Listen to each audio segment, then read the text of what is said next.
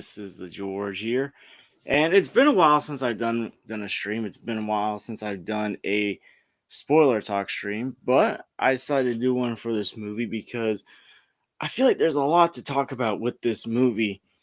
They have to go into spoilers. So basically, what I did was I did the non-spoiler review on Friday, which if you haven't seen that already, go check that out. That out. And now I'm going to be going to spoilers. Now, I'm just warning everyone this is a spoiler stream. So if you have not seen The Flash, please do not watch because we're going to be talking about stuff that spoils the movie.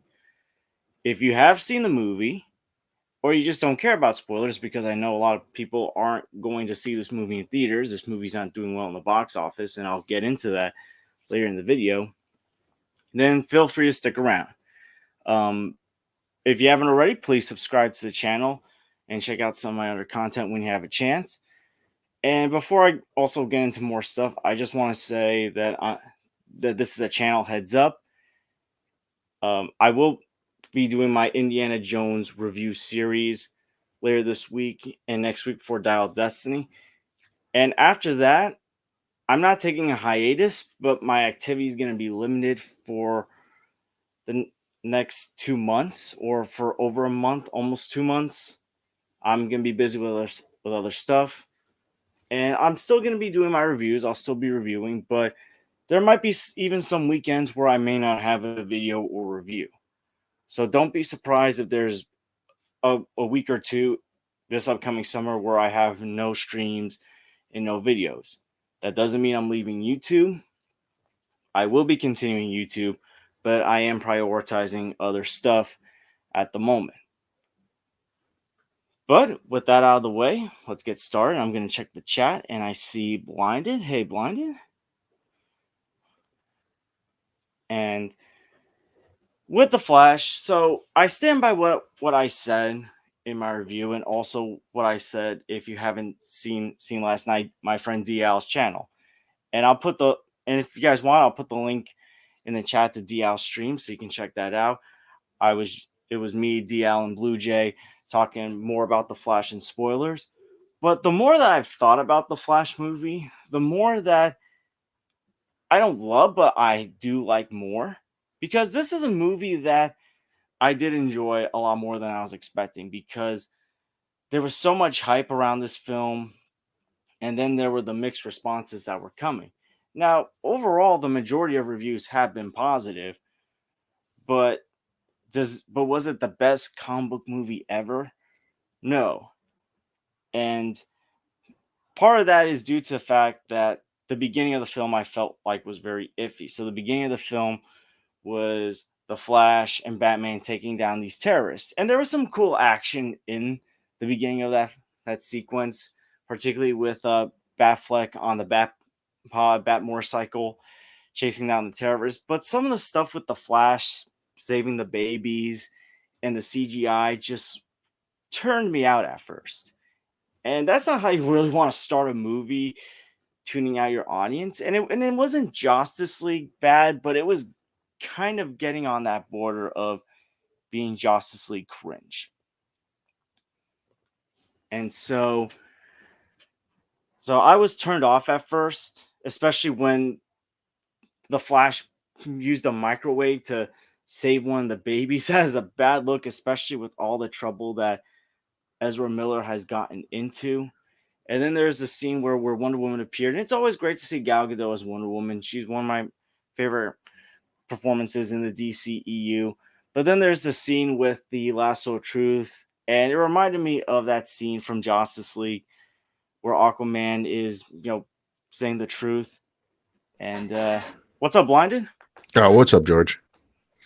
Thought I would pop on and talk about this movie because I didn't get a chance to. Yeah, I didn't get a chance to either. Yeah, I think we have similar thoughts on the movie. You didn't like it as much, right? But like you still somewhat liked it, No, I did like the movie a lot, but there were right? some things that I mean, there was one thing that my opinion has kind of changed, and it was after I talked with DL and Blue Jay about it. It was my feelings on the other Barry. Right. I mean, I still thought the other Barry was annoying, but at the same time, I think I understood what Andy Muschietti was trying to do. Hmm. So, but like the CGI in the beginning of the film, I still have problems with, and I was actually getting into that Right. where the iffy CGI and the iffy tone at the beginning almost tuned me out at first.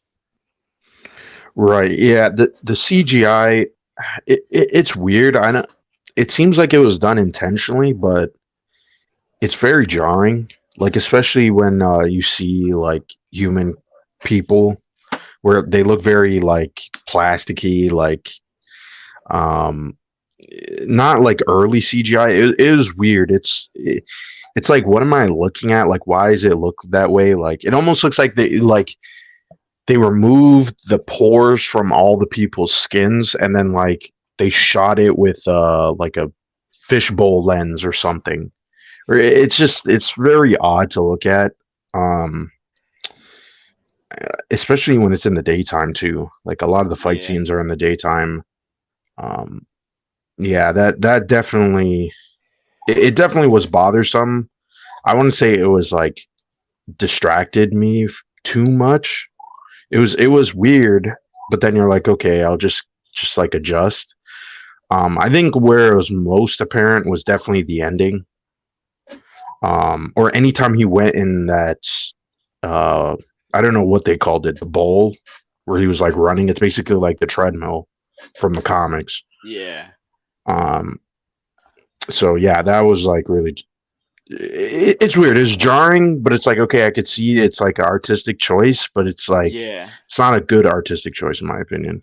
Well, I mean, like they could have like made it look better because Yeah, like I get it, like that's kind of through his lens of this, like when he's in the Speed Force, but at least try to make it better than graphics that look like they were from video games 20 years ago. right, right, That's what it almost reminded me of. Like at best, like maybe PlayStation 3, but it's like we're on, like if you're going for something that looks like video game graphics, we are on PS5 right now. right, So don't use game systems that are long past. right. To me like it almost looked like okay, this is what I thought of why the CGI looks bad. It's because a lot of it is actually through Barry's perspective. It's actually his own memories, and so they don't look completely real.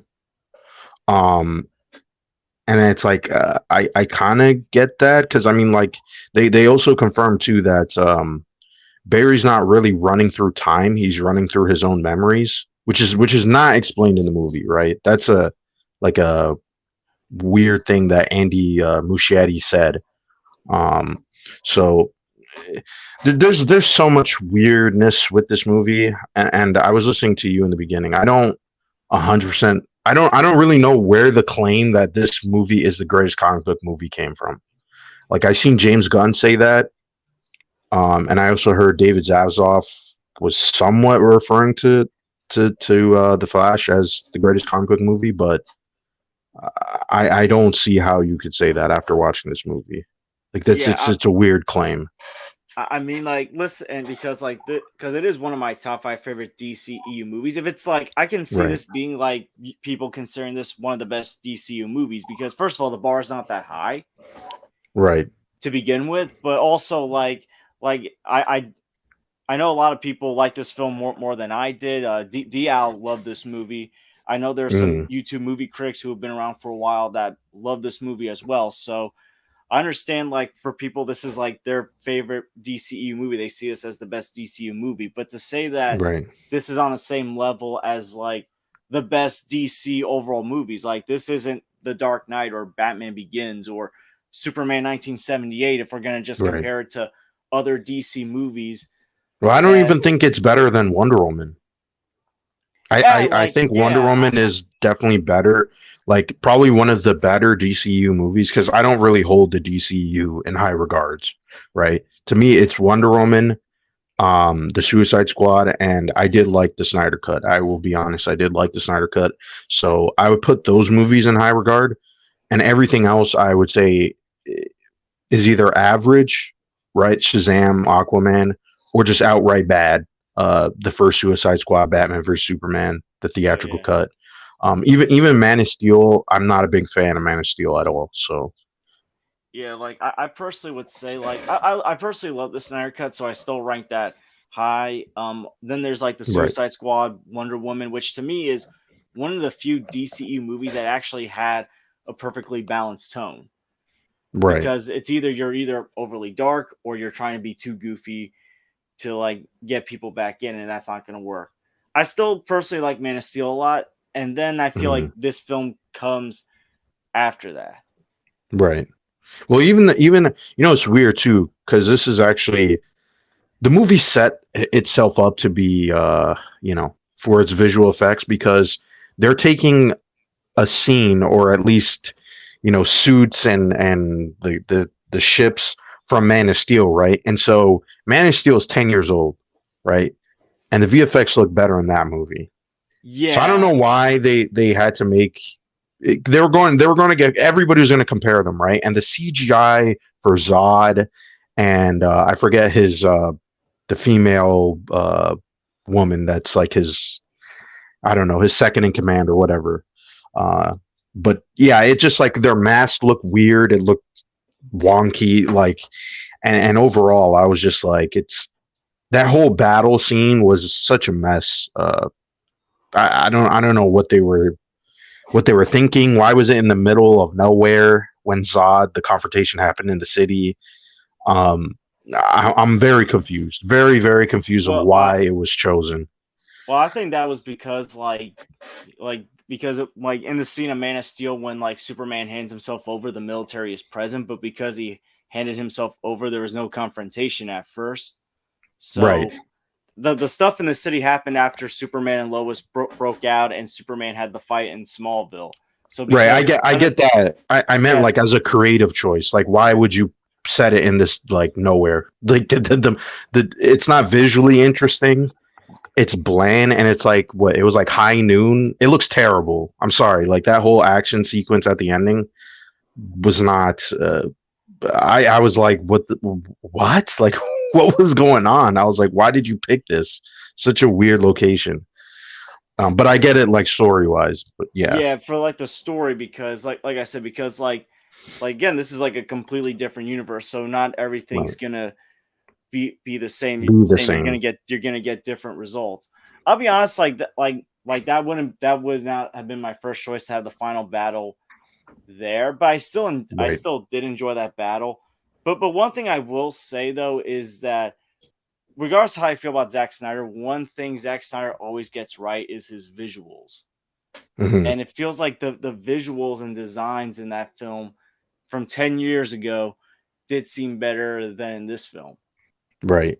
And the visuals of that, like I was saying, like the aesthetic, the ships and the armor, it's like this movie like okay this movie to me is just such a mess in terms of like it feels like different creative people all contributed to an idea and then someone just was like okay we gotta like combine all of this to make some sense out of it so it's not that like logically the story doesn't make sense it just feels like a creative mess where everybody wanted to contribute their ideas instead of it being like one vision right? So that because it's like you have Tim Burton's look, and then you're mashing it with Man of Steel, and then you have the DCEU outside of Zack Snyder's look, and it's all like weird. Like all of a sudden now the Flash has like yellow in his lightning.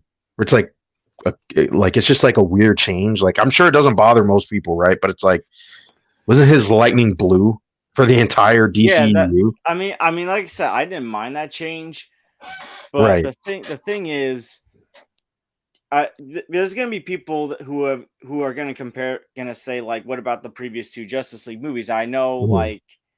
like people have their debate about a Snyder Cut canon or Justice League canon. In both versions, though, his lightning was blue. I mean, Right. I get it. There's obviously been there's like a time gap, so obviously his powers have evolved. Like the suit evolved. Like things have changed, and Right. that's Right. not. And I don't blame the Flash movie for that. I blame DC for waiting a long time to have these movies come out after Justice League, Right. because again, like this reflects on DC, because this is also the first film that I felt like this was actually a connected universe. Like you see Mhm. Superman's like taking care of a volcano eruption. You have like the heroes going on different missions. That's why Batman needs Barry to help him out on this mission. Like this was the Right. first time it felt connected. Like I will say the Well, we beginning of haven't even seen the Justice League outside of Peacemaker, yeah. right? So, because like in Aquaman, they're not. I mean, they're talked about, but not really shown. And I like that Yeah. that Muschietti did do that because again, this is also happening after the events of Justice League. It feels And like a couple of years after Justice League. Like, am I? Because the timeline's not really established. Like they said he got his powers at 18, which was also weird because he was in college, but he got his powers when he was a forensic scientist. So it's like, okay, I just ignored that. Okay, it was 2013, and then a decade later, and then he was with the Justice League. So when does the Justice League take place? I thought so it took like place a couple of years after Man of Steel. like from what it establishes because Ezra when Ezra was first casted, he was in his early 20s. It was like Right, 2014, I think he was casted. So he was probably like 21, 22. So right. it would have. So I guess that makes sense to like have him be like this version be young in college when he got his powers because I think it also established that in Justice League either version that he was still a college student or like was trying to Yeah, balance he was a college while kid. working He's a so young many adult. jobs. Right, right. Which I don't mind. I like that they did explore Flash's origin in some of his early days. Like they Mhm. connected like how he witnessed the events of Man of Steel and how that affected him. Right. Which is another uh it seems like the DCU loves retconning Man of Steel. It's like a constant thing that happens. It's like Batman was there, now the Flash was there. It's like, okay. Everybody else was helping except Superman, which is But yeah, criticism, but yeah. I mean, I do like though that it's like showing how like one character can impact because sometimes Right, that's something Marvel lacks because like everyone's right, going right. on their own little adventures. So at least A and different also perspective from a yeah, of a certain yeah, event, yes. and also like you're also like reassuring people that yeah, no, those early movies are still part of our DCEU Right, right. because obviously there's been a shift in tone since Zack Snyder. Like Justice League was a huge shift in tone. And yeah, the Mhm. Suicide Squad, even though it was humorous, was pretty dark. And I would say Aquaman did still feel like wasn't jokey like some of the other DC movies have gotten. Right. But outside of those movies, like this was like the first movie that I felt like, yeah, I can see this in the same universe as Man of Steel, as Batman versus Superman. Mhm. Yeah, I think that is also fair. I it is weird that it took them this long to do something like that. I feel like we should have gotten it sooner, but that's a whole Yeah, nother point. yeah, and I did like the tone of this movie outside of the beginning where you had the weird stuff with the baby and like Right. Batman holding the lasso of truth. Like I think after that, the tone got a lot better. It felt balanced, which is a rarity in this universe. Like I said, Wonder Woman was Mhm. like one of the only movies that had a balanced tone. Right. I agree. I think there's so much. The first half I feel like is like I don't mind the saving of the babies. Um, it just also kind of felt a little pointless. Like it felt more like an introduction of like if you didn't know who the Flash was, right? And it's like, well, technically we're supposed to already know the Flash, which is this already shows you how like weirdly balanced this movie is, right? Where it's like we're introducing a character that has already been introduced. So,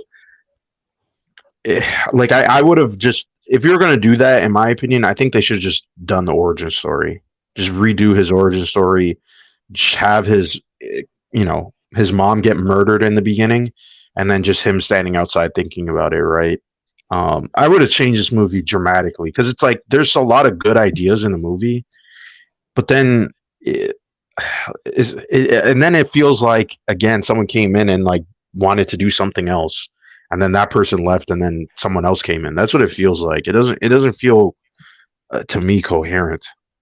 Well, the downside with this movie, and this is something I don't put a lot of blame on Andy Muschietti on. It's Right, like this movie was like when was going through so many shifts in where the DC universe was going, because when right, this movie was being planned out, you were moving with Hamada, and then like Hamada left as this movie was wrapping up, and then you had James Gunn come in.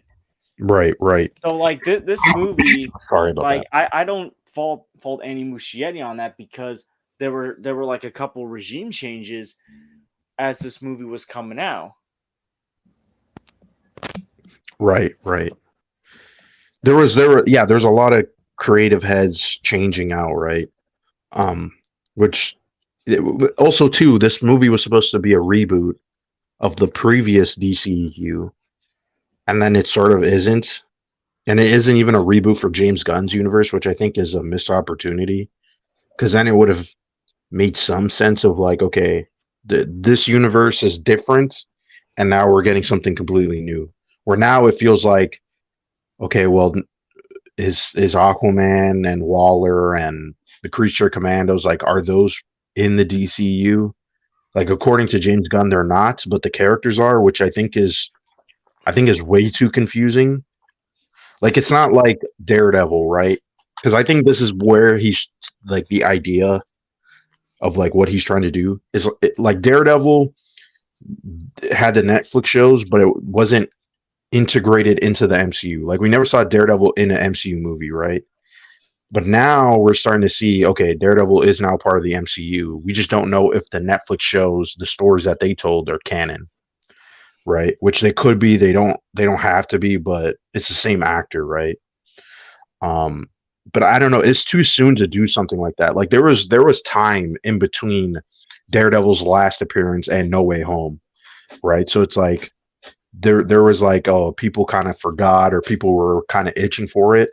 But now it's like you don't, if you're gonna keep Blue Beetle, why not just say the Blue Beetle movie is part of the DCU, right? Like I don't Yeah. understand that. Like yeah, this movie to me, it's like it should have just been a reboot. That's what the Well, Flashpoint story is. It's a reboot, so it's weird to me. Yeah, well, we're Gunn said like this was going to like reset the DCU, so that's on right, Gunn for kind of like misleading. right, because the movie ends with spoilers. It ends with George Clooney, right? So George Clooney's not Batman. Which I'm gonna be honest, I laughed at that. My mom also Yeah. enjoyed that. It was funny. It was Yeah, definitely funny. it Oh, was what's funny. the Hey, video? Dia. Hello. Yeah, no, the Clooney thing, like I did find funny. Like I did say there's gonna be some choices that they did with this movie that people are gonna like or dislike or don't mind. Like Right. that's one of the choices that I didn't mind. Yeah, it was definitely funny. I mean, it kind of it was like different. There was different Batmans, right? So the joke kind of made it made sense, right? And so Yeah, it was uh, it was yeah, fine. It was fine, I guess. I think it would have been better if I mean, I guess it would be indifferent, but like a lot of people were hoping that Christian Bale would be in that final I, shot, but I was like, it doesn't yeah, really matter. it doesn't. Yeah, I mean, it yeah, would have been nice. I think if they had all the Batman appear, I think Yeah. that would have been a little bit more clever. But and I mean, they put Val Kilmer in Top Gun Maverick, so I don't see what's the excuse, right? Well, Um, they'll have to de-age him and all that. right, but I mean, they did that with spoilers. They did that with Nicolas Cage, so I It feel like didn't look very yeah, good. it they had looked like good, but Christopher and George Reeves, who are both dead. right, So Yeah. right, which, and which Adam I West, yeah, which I was not annoyed at that. The thing is, I feel like in that scene, they should have just like I feel like they relied heavily on stuff that younger audiences are not that aware about. Like I have no right, problem using stuff from the past, but I feel like you could have also had some stuff that was more recent if you're gonna like Yeah. right, show all the other right. universes. But it also didn't feel organic too. I have to be honest. That whole cameo, like it was cool, Like, okay, you see Nicolas Cage, and then you see, yeah, like I get it. It did look AI CGI ish, right? That whole thing, but it was like, okay, the multiverse is breaking, but then they were Andy Muschietti. This is the part that's confusing me. He's saying, oh, he's not running through time; he's running through his own memories, which is so it's like, but he's breaking the multiverse, and then he saw Jay Garrick in his universe, and then you have all these other different universes. To me, it didn't feel organic. That just felt like, oh, we need to have a moment where all the multiverse is colliding because he's ripping it apart, and it's like it wasn't clever, it wasn't creative, it was just done in it felt too much like again, some other creative person came in and had that idea and put it in the movie and they left That because was it has just nothing to do with the rest of the movie. that part was just only just for people to clap. You know, Right. oh my God, it's Christopher Reeves, and I bet you the 90% of people who don't even 99.9% of people would be confused, like, what the fuck is Nicolas Cage as Superman? Yeah, well, Right. here's the thing. I'm Right. surprised. My mom, who also enjoyed the movie, like she was like, "Oh, it's George and Christopher Reeve." Like she was excited to see that. I don't even think she knew that was Nicolas Cage as Superman Right. because she didn't. She hasn't even. She never said anything about it. I mean, she's away right now, so I can't really talk Like- to her about it. But I'm surprised she didn't even say like, "Oh, what's Nicolas Cage doing as Superman?" Right. That's a super deep cut. Like you have to be, Yeah. you know, you have to be No, like two types of fans to know that. right. Like not everyone know about Tim Burton making a Superman movie, and I don't think a lot of people were even aware of the documentary that came out. So, I mean, yeah, us hardcore fans, that we would be like, oh yeah, they actually acknowledge Superman lives, but a majority of them will be like, wait, what the heck? Why is Nicolas Cage Superman? What is going Right. on? Also, too, you should go listen to because it was Kevin Smith who did the treatment for that, right, before Tim Burton came in, and he has a whole like bit about it, which talks about why there's a giant spider in the script, right, and the giant spider appears in the movie. So it's such a weird cameo. It's like it's cool, but at the same time, I'm like, it just doesn't really fit the movie.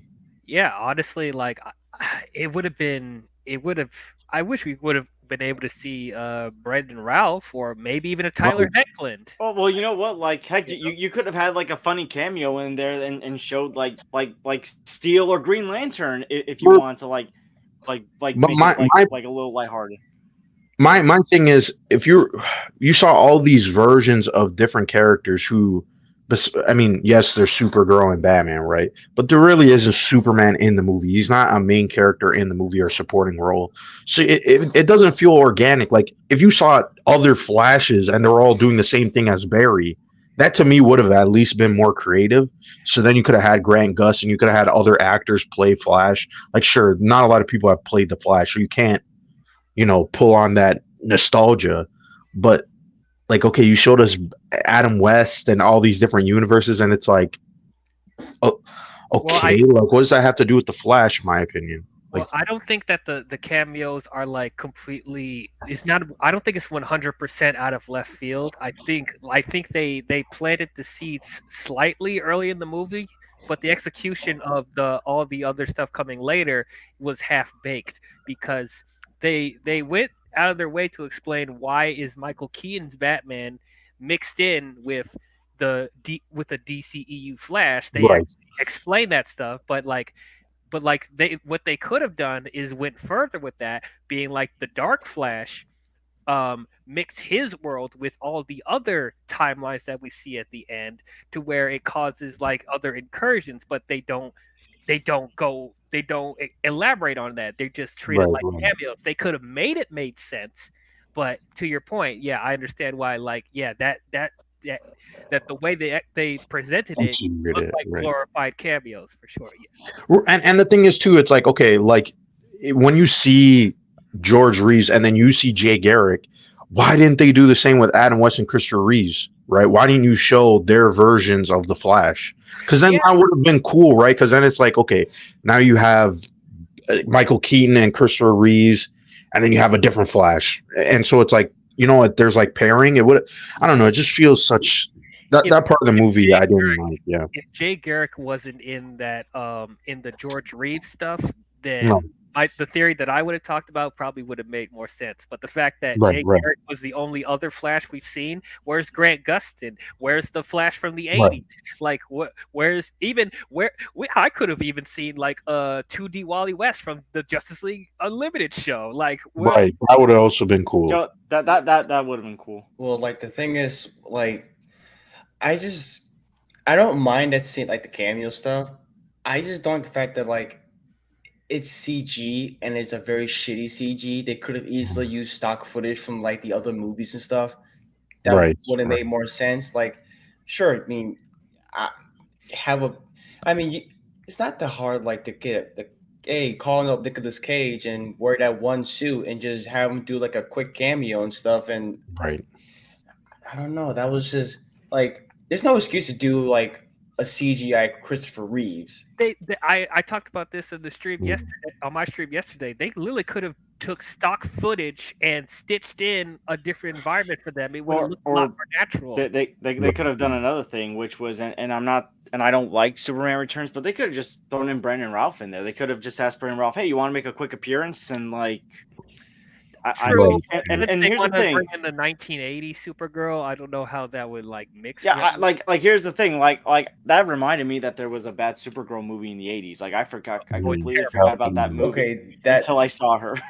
okay, bringing that Supergirl, which was kind of a surprise. Okay, like if you're going to bring in Christopher Reeve, which is a given which is a given, but Right.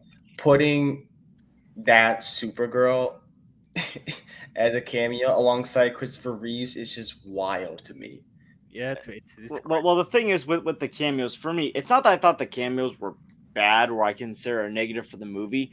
They just felt unnecessary. Like if you just had Michael Keaton's Batman in there and didn't have these cameos, I would have been perfectly fine.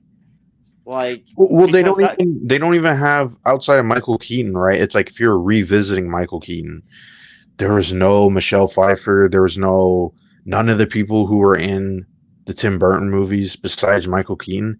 It was really weird. It's weird. It's not like, especially coming off of No Way Home, where No Way Home at least made, I still don't particularly like that movie, but at least it made some sense with the multiverse. Like the villains were coming through, everybody was associated. So you get, you get Dr. Octopus, you get all these different variants coming in.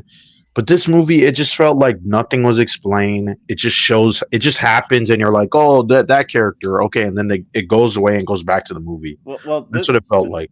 This is what I think, because here's the thing: before the roller coaster ride of No Way Home, that was like full of rumors, scoops. Mhm. Michael Keaton was announced to return as Batman. It was like June 2020, so it was before Jamie Foxx, who was the first official return for No Way Home, was confirmed. That was October 2020.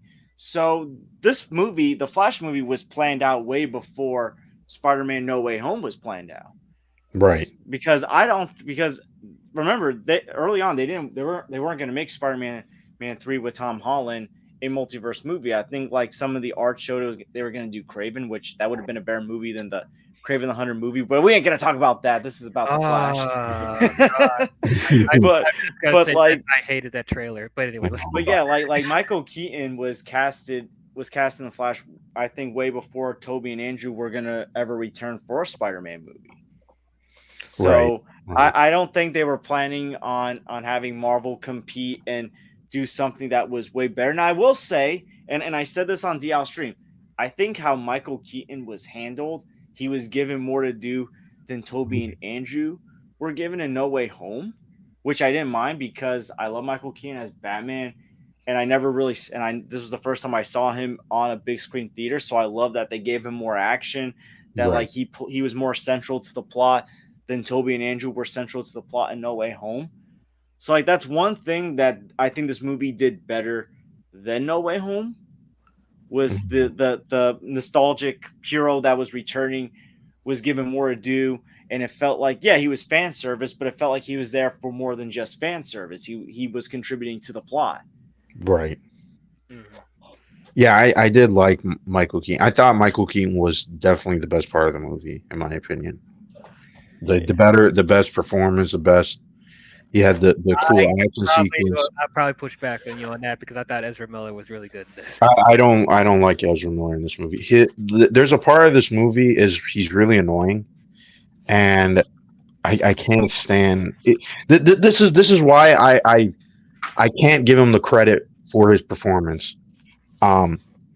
The, Obviously we know outside of this movie Ezra Miller has problems, and this is like the very few instances where it seems like the actor is putting themselves in the performance, which makes me a little bit hesitant to be like, I'll give you credit for that because we already know what's going on with his personal life.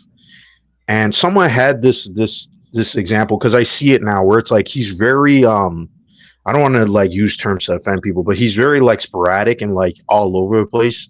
Where it feels like he's not he doesn't seem completely sane in this movie. Like the performance, the character, and to be honest, it doesn't really make much sense to me. Like, why is Barry so sporadic? Like, I get it, he's fast, he has to consume a bunch of carbs and you know all that stuff, right? But it just felt like too much, like way too much. Where it's like slow down, right? Like take a breath. You And I think think, slow down in the Flash movie? I'm well, just- Well, the beginning of the film exactly like this, though. specifically, That's the thing. like when he's like consuming all this food, and it's like right in your face, like, and then it's like Oh, later on in the yeah. film, the food is not a big deal to him. He's able to do all this stuff in the final battle without needing to eat all this food. it felt That's what I meant. The beginning of the film That was the idea. one time I thought this movie was all over the place, but after the beginning, Okay, I felt the like- film It felt like they put that idea in there because the Flash that doesn't even make sense. The Flash is not naturally fast. Why does he have to consume to be fast? Well, That was what do you say, something Luda? that was like Quicksilver or someone who was like they were naturally born fast, right? The Flash is not naturally born Flash, so why does he have to consume a bunch of calories? well, I'd be like, so fair, I'm sorry. Go ahead. it makes sense. Yeah. Sorry. Oh no, you're good. You're good. To be fair, this is something that they did establish in Justice League that he does need to eat a certain amount of food to give himself energy because his metabolism is running so fast that he burns through calories so quickly. So that's also Right. connected to how fast he goes and like how much energy he uses when he goes into the Speed Force. Now, I will say the beginning of the movie when he was scarfing down a whole bunch of food at one time in order to help save the babies. Ugh. It felt like they went more extreme than what they were establishing in Justice League, so it did feel kind of jarring. And to your point, Right. that plot point doesn't come up later in the movie when he uses just as much, if not more, energy later on in the film, but he doesn't need to eat a whole bunch of carbs there. So it Right. did- Right. it This did is a feel good like point. it This is is a good true. point. I know Blue Jay wants to say something. Go ahead, Blue Jay. Oh no! I was just still thinking about what you were talking about, just him saving the babies and him running towards the vending machine. Just because for the first when I saw that, I thought he was going to do something with the vending machine to save the babies, but it's Yeah, almost like the he movie just took needs a split-second break to punch down the shit and just like I'm like, It was a joke, right? It was, but like Yeah. nobody It laughed. was I thought it was executed poorly though. Yes. no, because It it was was the executed. way it I was actually was cut. laughing in that scene. I'm not going to lie. I was laughing. No, that's It fine. just Yeah, felt that's jarring. It felt That's jarring. okay, but Yeah. like the way it was cut, because like it felt like this, like the way it was built, like the way it was set up. You see him running up the building to save the babies, but Yeah. then you see his stuff slowing down. It was like, oh shit, it's gonna be intense and stuff. But I don't It, know. fe- it It's felt just like like a weirdly timed joke. It because it's like I get okay, he's super stressed and he needs to eat, but it was like okay, there's like stakes and tension, and then for it to just be like him jumping in and eating the food, it was like maybe you should have done that before and then go into it. Well, he was trying to, but the guy was taking too long to make Yeah, it. that's the thing. I was like, okay, could you like? But I mean, like if you had the joke be like, wait a second, and then he runs and then he eats food, then he comes back and then you go into the slow motion, like that. Like I don't know, the tension of it just felt weird. But yeah, I'm not gonna get too hooked up on that. I mean, like, Yeah, I get you. Yeah. you could have like Barry to kind of stop time and make the sandwich before he went out to save the babies and stuff. But I don't know. I'm not trying to dive in that too much. 'Cause- Right? Yeah, we would have to see. We would have to edit that and see if the joke would still work. Right? So like, Yeah. yeah, It feels like a lot of speedsters are trying to one up Quicksilver from the X-Men movies. Like What they do you always guys try think to have about something. yes. what do you guys think of what Anthony Beltry says right here? The Flash should create time remnants and duplicate of themselves to save people. The Flash has the power that should have been established in this movie. I mean, there's a lot of things. I don't know if I would have put that in the movie. It felt like they were introducing things toward the ending where you're like, well, like the lightning shit, like what the fuck? Like that just comes out of nowhere in the movie. You're like, okay, now you have lightning powers. Because he's building up so much energy that he has to like release release it. Yeah. Well, Yeah, in it was weird, but I guess. I mean, they established a lot of different things you could do in the movie, right? Obviously, the phase. Everybody knows you can phase through the walls and stuff. Yeah. I think to be fair with the younger Barry, because he didn't have like a traditional suit to help channel his lightning and like his energy like regular Barry did. Right, So right. so it's like having all that energy all at one point. It's like his suit can't help channel that as much. So it's like he has to release it. So it's like okay, I like that little. Right. So I will say this about like the Flash and his lightning powers, because like it's not very far fetched as to what the because I saw clips from like the Flash CW show. Right. This dude, I saw like a clip from like I guess like the recent seasons. This dude uses his lightning to create a lightsaber. Lightsaber. I did see that. Yes. Oh my god! And I'm not a big fan of that show, but I did see that. It clip. was Oh my him. goodness. I think it was him. I think he was fighting another speedster. I don't know. See, I was so done after that. I'm like, it was a yellow lightning saber, and the other dude, it's a red lightning saber, and it looks so stupid, and it's like so poorly filmed. The lightning bolt, like in this movie, did remind me of that clip because it felt like to me, it just felt like we didn't know what to do with his powers. Like he runs super fast. Okay, what do you do with that? That's what it felt like. It felt like once they did that baby sequence, what do we do with the Flash? I don't know what we're supposed to do with the Flash. He goes through walls, okay, and then that's it. I mean, he did that Twister. Oh yeah, he did a Twister one time, which was one time, yes. But it wasn't like that. My problem is like, and this is my problem with a lot of other comic book movies, is that they never utilize the powers in a unique action sequence. It's like once you got the basics done, he runs really fast. He's got to save everybody just in time to line it up. It's like after that, they don't have any more ideas, right? What do we do now with an action sequence? And that was my problem. It was like they got rid of also too in the movie. They get rid of normal Barry's powers, so he can't really do anything, even though he's the one that's most experienced, right? So it's like that part bothered me. It's like, why would you just get rid of his powers? Like it just, and the reasoning also too was weird. It's like because he got his powers again, it took it away or some shit. Like I didn't. It was weird. It was weird. I didn't like that. Yeah, that's some comic book logic right there. I think too convenient in my opinion. Oh no, it is. It absolutely is. I didn't even expect for them to do that. I thought they were right. Have their powers the whole time. I think this is one of like the struggles with DC characters specifically because like most of them are like god level, and it feels like the filmmakers are like hesitant to have them be full on powerful because it'll be like, okay, nobody can really face them, so like what how are we going to make an enemy that like will feel convincing enough that they could beat this person? And I think another reason is they can only do so much with the budget. Like if they had them do all the crazy stuff throughout the entire movie, like that would have been a lot of money, and we're already criticizing the CGI in this movie, so it's like there's only so much they can do with this. It's like I don't know, but like even it's kind of mind blowing to me. But in this movie, there's not even a chase sequence. Like that's like a standard action sequence, Yeah. and you don't even have that with the Flash. Like no The no Flash runs. dark Flash chasing the Flash or something Yeah, like that. nothing like Well, that. you mean like you Nothing could like that. It's weird. like see doing a Flash movie because what would you even do? How could you make a story Well, about a guy that runs fast? well, here's the thing. You got to remember, There's a like, lot this of movie things has you can gone through do. so many changes. Like, remember, this film was supposed to come out in 2018, and Right. remember that was going to follow into Zack Snyder's original plans. This all goes back to that original plan for the DCEU. After Justice League, it was supposed to be the Flash, the Batman, Aquaman, then Justice League 2.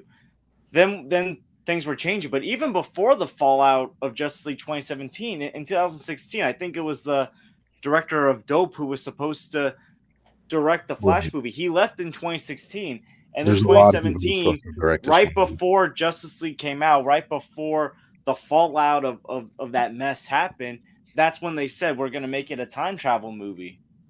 Right. They were supposed to. There were so many directors who were in talks or they were attached. They had, I think, Lord and Miller were writing a script. They were trying to get Robert Zemeckis to direct this movie. They were trying to get Jordan Peele to direct this movie too, which I don't know why they would ask him. He was going to say no, That would be obviously. insane, but I don't think he's ready And for here's that. the thing: I don't think he wants to do that. to I be like honest. Robert Zemeckis' earlier work. He has dropped a lot off in quality, like dropped down. Yeah. Like, why, This is not. you only get Robert Zemeckis though because he did Back to the Future. That's the and this movie does talk a lot about Back to the Future, and it did. I like the Back to the Future jokes. Yes, In this film. that was like, clever. like Eric Stolz. But it's like, why you keep saying that? And it's like, and then they say like, oh, this person played this person, and then this person played that. You know what? Maybe Tom Cruise loved this movie a lot because of the Top Gun joke about Kevin Bacon. Right. There's a lot of. It's interesting. That's a common theme in the movie, like actors who should have played roles but they didn't. This is interesting. Well, the one thing I will say about this movie, it's like this movie felt more like Back to the Future and X-Men Days of Future Past than Multiverse of Madness and No Way Home. Like if I'm gonna make a comparison, like I feel like those two movies I would compare it to. Like I wouldn't even compare this to No Way Home. Like for example, while General Zod was cool and all, he wasn't like Willem Dafoe's Green Goblin in No Way Home. Right. Like he was like generic. He was like the threat to be there to bring this team together, and I wasn't expecting him to be like the General Zod from Man of Steel. And by the way, I still think General Zod from Man of Steel, that's still my favorite villain in the DC EU. But like I wasn't bothered by the fact that he wasn't like this menacing threat because I'm not expecting everything to be like No Way Home where like a villain from a previous film comes back and is the main villain again. I'm not like expecting that. Like I want something different from No Way Home. Honestly, like when you said like you don't really want to compare it to like Days of Future Past, I think it's like the Flash is kind of like in that middle ground where it's like it has some really good ideas like Days of Future Past or like a Across the Spider-Verse, but like it's not very coherent like No Way Home and Multiverse of Madness. So it's like Days of Future Past is still way better film, but like the scene that I can make a comparison to is when the Barrys are going to Wayne Manor. It reminded me of when Wolverine went to the school and he confronts a Charles Xavier that is not like the Charles that he knows. I know it's like a younger version of his Charles, but still it's like this one's completely different. He's like recluse, and then like Barry meets this Batman that is completely different from his Batman. He's recluse, like he's not shaved or anything. He's like hiding in the closet, like making like noodles and spaghetti. Right. But like here's the thing, like I actually enjoyed that part because Michael Keaton's version of Bruce Wayne. And I always consider this a positive. He's very weird and like very socially awkward, like and different from the other versions of Bruce Wayne. Mm-hmm. But I never minded that. Like I always enjoyed that aspect of Michael Keaton's Bruce Wayne. That he's not like the typical like playboy billionaire that you see in like the Dark Knight trilogy. Mm-hmm. Yeah, he was. I mean, it's a it. I mean, Tim Burton really didn't care so much about Batman comics. So I guess that's No, why he Yeah. he's didn't. like that. No, But I never minded how Yeah, different Bruce Wayne was. And my only issue with Burton's movies was there was more of the villains than there was of Bruce Wayne. yeah, right, that right. was the issue. But and then like I know there's people that love Batman Returns, but like that was where I truly thought that he didn't understand the characters of how he interpreted Catwoman and Penguin. I'm just like, what the heck are you Yeah. Well, that see doing? the first '89 was basically a studio film. Then second film is more like WB was like, all right, go ahead, Burton, do what you got, do what you want to do, and then that's just and then once you get Forever, which is more like a studio film. Then you get Robin. WB was like, "Okay, Schumacher, do what the hell you Oh want my to do." Oh no, goodness, no, it's like that's more of a studio film that's Yeah, that's disguised what it was. as the but, director's but well, vision. here's the Right. thing with Batman Forever. Joel Schumacher really actually was going to make that movie darker, but the studio was like, nope, we got to make it lighter for the kids because Batman Returns scared off a bunch of kids. Toys and toys and Yeah. toys. Yeah, because like the thing that Joel Schumacher, and I'm not defending Batman Forever, but like but I'm trying to defend what Schumacher wanted to do. He wanted to explore how Bruce Wayne felt about his parents' death, how he blamed himself for it, like how like that's why he's taking in Dick Grayson and all that. But the studio, for some reason, did not like that. And the one thing I will say, Batman Forever did do better than the Burton films, even though I love Batman '89, even though I do like Batman Returns, is that it did better with Bruce Wayne's character because it gave more time to Bruce Wayne's character. Mhm. Yeah, I agree with that. By the way, I don't know if anyone noticed when they were playing the Batman's like the Danny Elfman Batman theme, there was a little bit of Batman Forever theme in there. Yeah, a little bit. I heard it. I heard it. I'm like, oh, okay.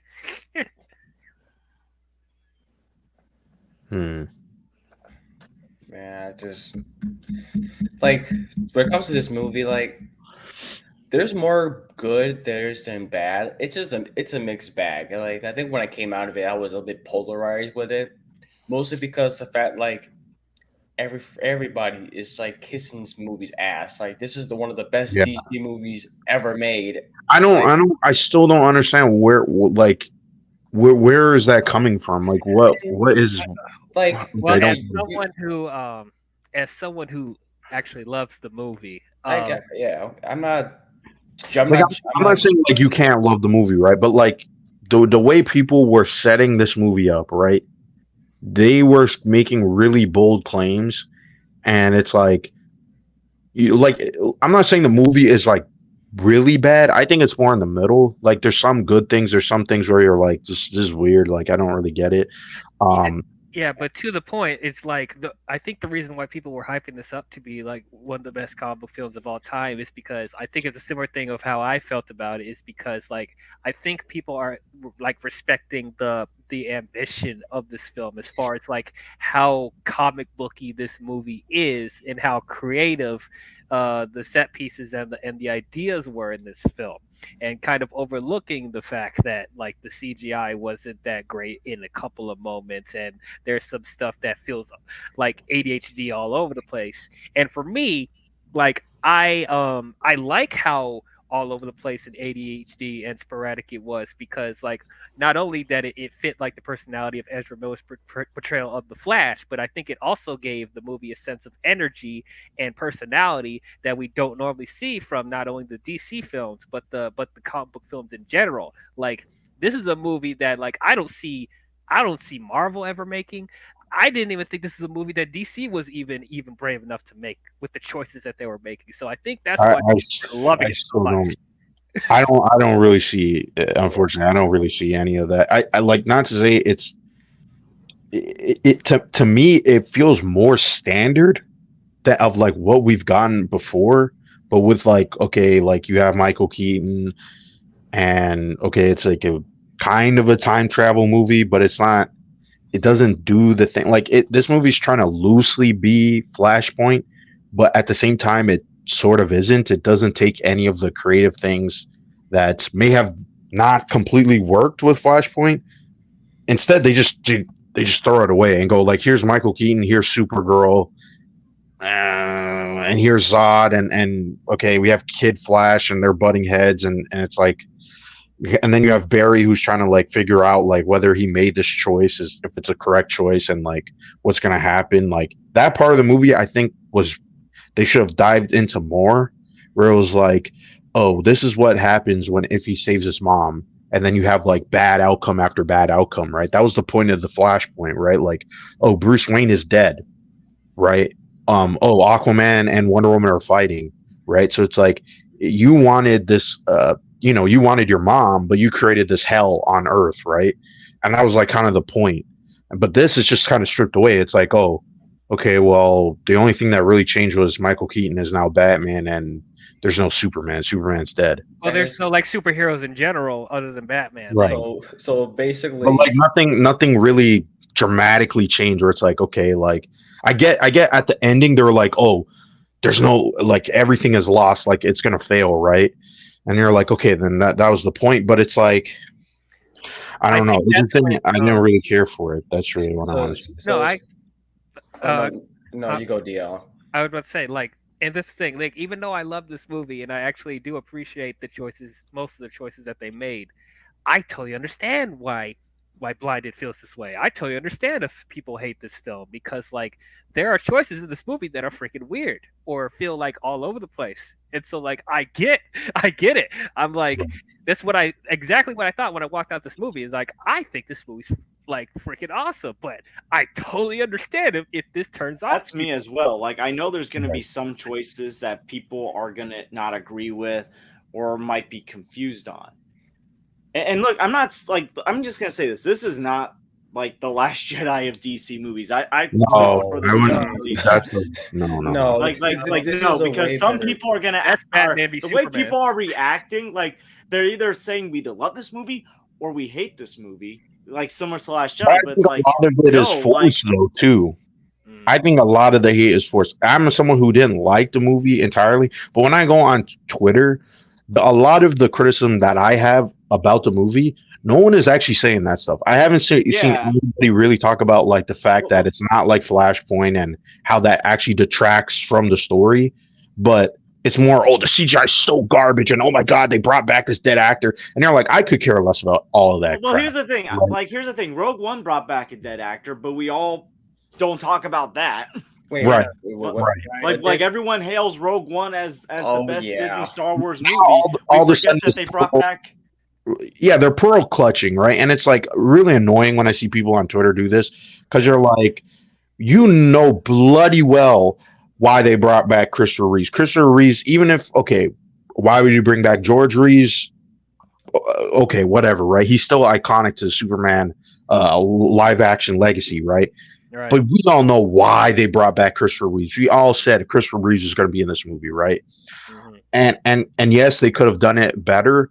But like some people, I just think like that's the only thing. And I've seen people that I follow that I like, and they're like, "Oh, James Gunn, fuck James Gunn, and fuck this movie, and blah blah blah blah blah." This has nothing to do with James Gunn. Here's the thing. I also see, and listen, I don't like Ezra Miller as a person, and like the stuff they did was horrible. At the same time, though, like I'm not gonna hate the movie because an actor that I dislike is in the film.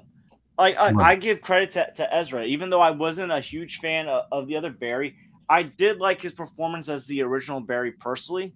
I thought that was actually better than his performance in the Snyder Cut, and I love the Snyder Cut. Right. But they were the weak link of the cast in the Snyder Cut, in my opinion.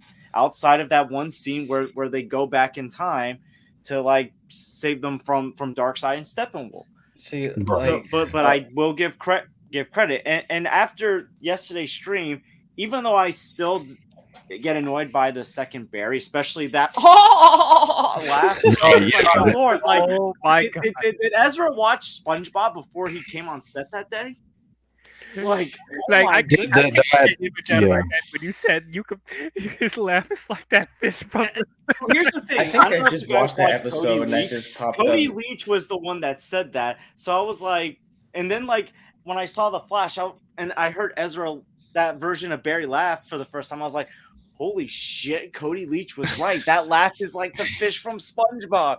And like, Right. but No, like at the man. same time, I kind of got where they were going with this version, because this is a version that is different from the other Barry, because this version has his parents. His mom never died. His father never got framed for murdering her. So he I has kind his of family. wish the movie toward the ending, like toward the ending, you saw him turn into a Dark Flash. I wish that was more consistent throughout the movie, because it felt like we there was a point in time where I was just saying that I didn't like Ezra Miller's performance, right? But like toward the ending, I was like, he was more mellow and he was more like matured. Where I was like, this is how he should be, right? Like he's kind of jokey and he's kind of weird, but he's not like at like 100, like times 100 every single time in every single scene, right? And the Kid Flash was like that, but that was because he was immature, right? He never actually understood the idea of loss, and so he kept going and he kept going and going Yeah, and that's what I going, mean. Like, you right? saw the differences where, like, the original Barry, yeah, he's still immature at times, but he also has a sense of knowing when to take stuff seriously and Right. understanding when it's time to start like being a hero But it took a while to get there. his experience. That was my issue. It took a while for him to even though he had that loss previously, right? And that's always been with the character. I never really felt it until the ending of this movie, where But it's even like that was the before best the part of the movie. ending, when it came to like the new Barry utilizing his powers, like the other Barry was like, "This is not how you're supposed to be using your powers. You Right. need you like so like there was still a sense of like being mature about certain stuff, and like at the end of the film, like you saw that he learned that sometimes we have to accept loss, and when he saw like Right. how That's who we and are, right? Yes. yeah, so like it felt like there was still a character arc with that Barry, and it kind Mhm. of showed that like the other Barry who never dealt with loss until now, and because he wasn't as even I feel like in the original timeline, this version of Barry was with in the original timeline, the original Barry mentioned how like when he first got his powers, that was also around the time of the events of Man of Steel, and like he was trying to use his powers to help save people. So there was still a sense of maturity even when he first got his powers to at least try to do the right thing. Where this other one's Right. just goofing around with his powers. He doesn't really understand how serious this stuff really was. That Barry, even before Superman, before he met Batman, before Steppenwolf, you still saw that he had some sense of trying to do the right thing, of trying to use his powers for good, even if he couldn't Mhm. save everyone. Right. Right. Yeah. That I thought that's where I was like, I think the movie should have focused more on that aspect. And trying to like figure out how does that apply to Michael Keaton? How does that apply to Supergirl and Superman? And realistically, I think they should have just folded in the rest of the DC characters into this too. Um, because if this was really supposed to be the reboot, I think they should have like either kind of show like, hey, these were like some of the problems with the DCU, like some sort of like meta commentary. There's so many. I feel like this movie, like there's chunks of this movie that could have been really really great, and that's what would have made it the best comic book movie. But the other problems that it has, I feel like it drag it down so much where it's not terrible. It's not Batman versus Superman in my opinion. Batman versus Superman is like the bottom of the barrel of the DCU, the theatrical cut of it. And this I is agree. more like floating to the top. I think Suicide Yeah, Squad like here's Suicide the Squad thing. 2, you can argue either or, right? Because that movie is still bottom of the barrel too. I agree with that. But like this is a better movie than obviously that. That's like way to the bottom. Oh, Well, yeah, here's yeah. the thing: if like the first movies of the DCEU were on this quality, like even regardless of some of the problems, like I still think like if they had started off with like a movie of this quality, where it's good, but it's not like the greatest thing ever, or people just think it's okay and mid, but it's not the worst thing ever. Like there's room for improvement, but the potential is there. DC would probably be in a better place by now and not being a reboot. Oh, yeah. Like I just like the thing like that's what someone said, like someone who did like this movie a lot, they did say like it feels like if we had just if they had more movies like this earlier on, maybe we would have been in a better position for DC. Maybe not a Right. perfect position, but a better position overall.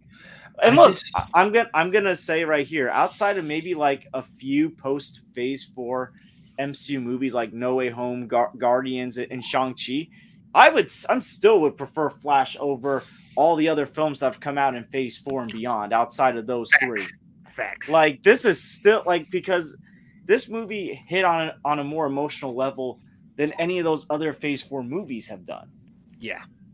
But yeah, it focused I more would on the say character, definitely. Yeah. But like, as somebody that likes the, like I guess you can call it like the post Justice League DCEU movies like Aquaman, Shazam. I still Mhm. like those movies. This is for, I think the Flash was a bit polarizing to me, but I still think this is a better film than Birds of Prey, Wonder Woman 1984, obviously. Oh yeah, absolutely. But I never hated that movie. It just does not as good as the first one. But Yeah. it is better than that film. But To me, like the only DC films I didn't like was 2016 Suicide Squad, Wonder Woman 84, and Birds of Prey. Like I liked all the other films, but even I will admit that most of them were disjointed and all over the place, and they didn't have a plan. And at least with the Flash, I think now it might be like either top 3 or top 4 for me. I mean, I know that's Well, not the sad thing is the Flash was like the first time you felt like there was some connection, continuity, and like the original pissed me ending was off. actually meant to go somewhere in the DCEU.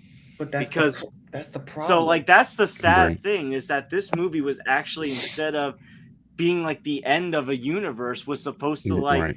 kickstart a revamp of the universe. It really, it wasn't an end. It wasn't a new beginning. It was just whatever. That's what it felt like. That the ending of Cameo is cool. It's a funny joke. I get that, but it's like, why did James? I'm so confused. Why did James Gunn say that was a reboot? Like, why did he in his presentation say that? It's so bizarre to me. I don't understand. This is What did he say? Which one did he say? He said the Flash is technically a reset of the universe. I'm gonna have to go find this quote because it's really bizarre that he said that. This movie, even though this is not a bad movie, he did not produce this movie. He had the only thing he did was hype up this movie. To me, I'm starting to now be a lot wary of James Gunn and what he says, because there's a lot of other things that he said that weren't exactly true, and I noticed that no one pointed it out, like the Ben Affleck thing. I haven't heard anyone point anything out about how he lied about Ben Affleck, right?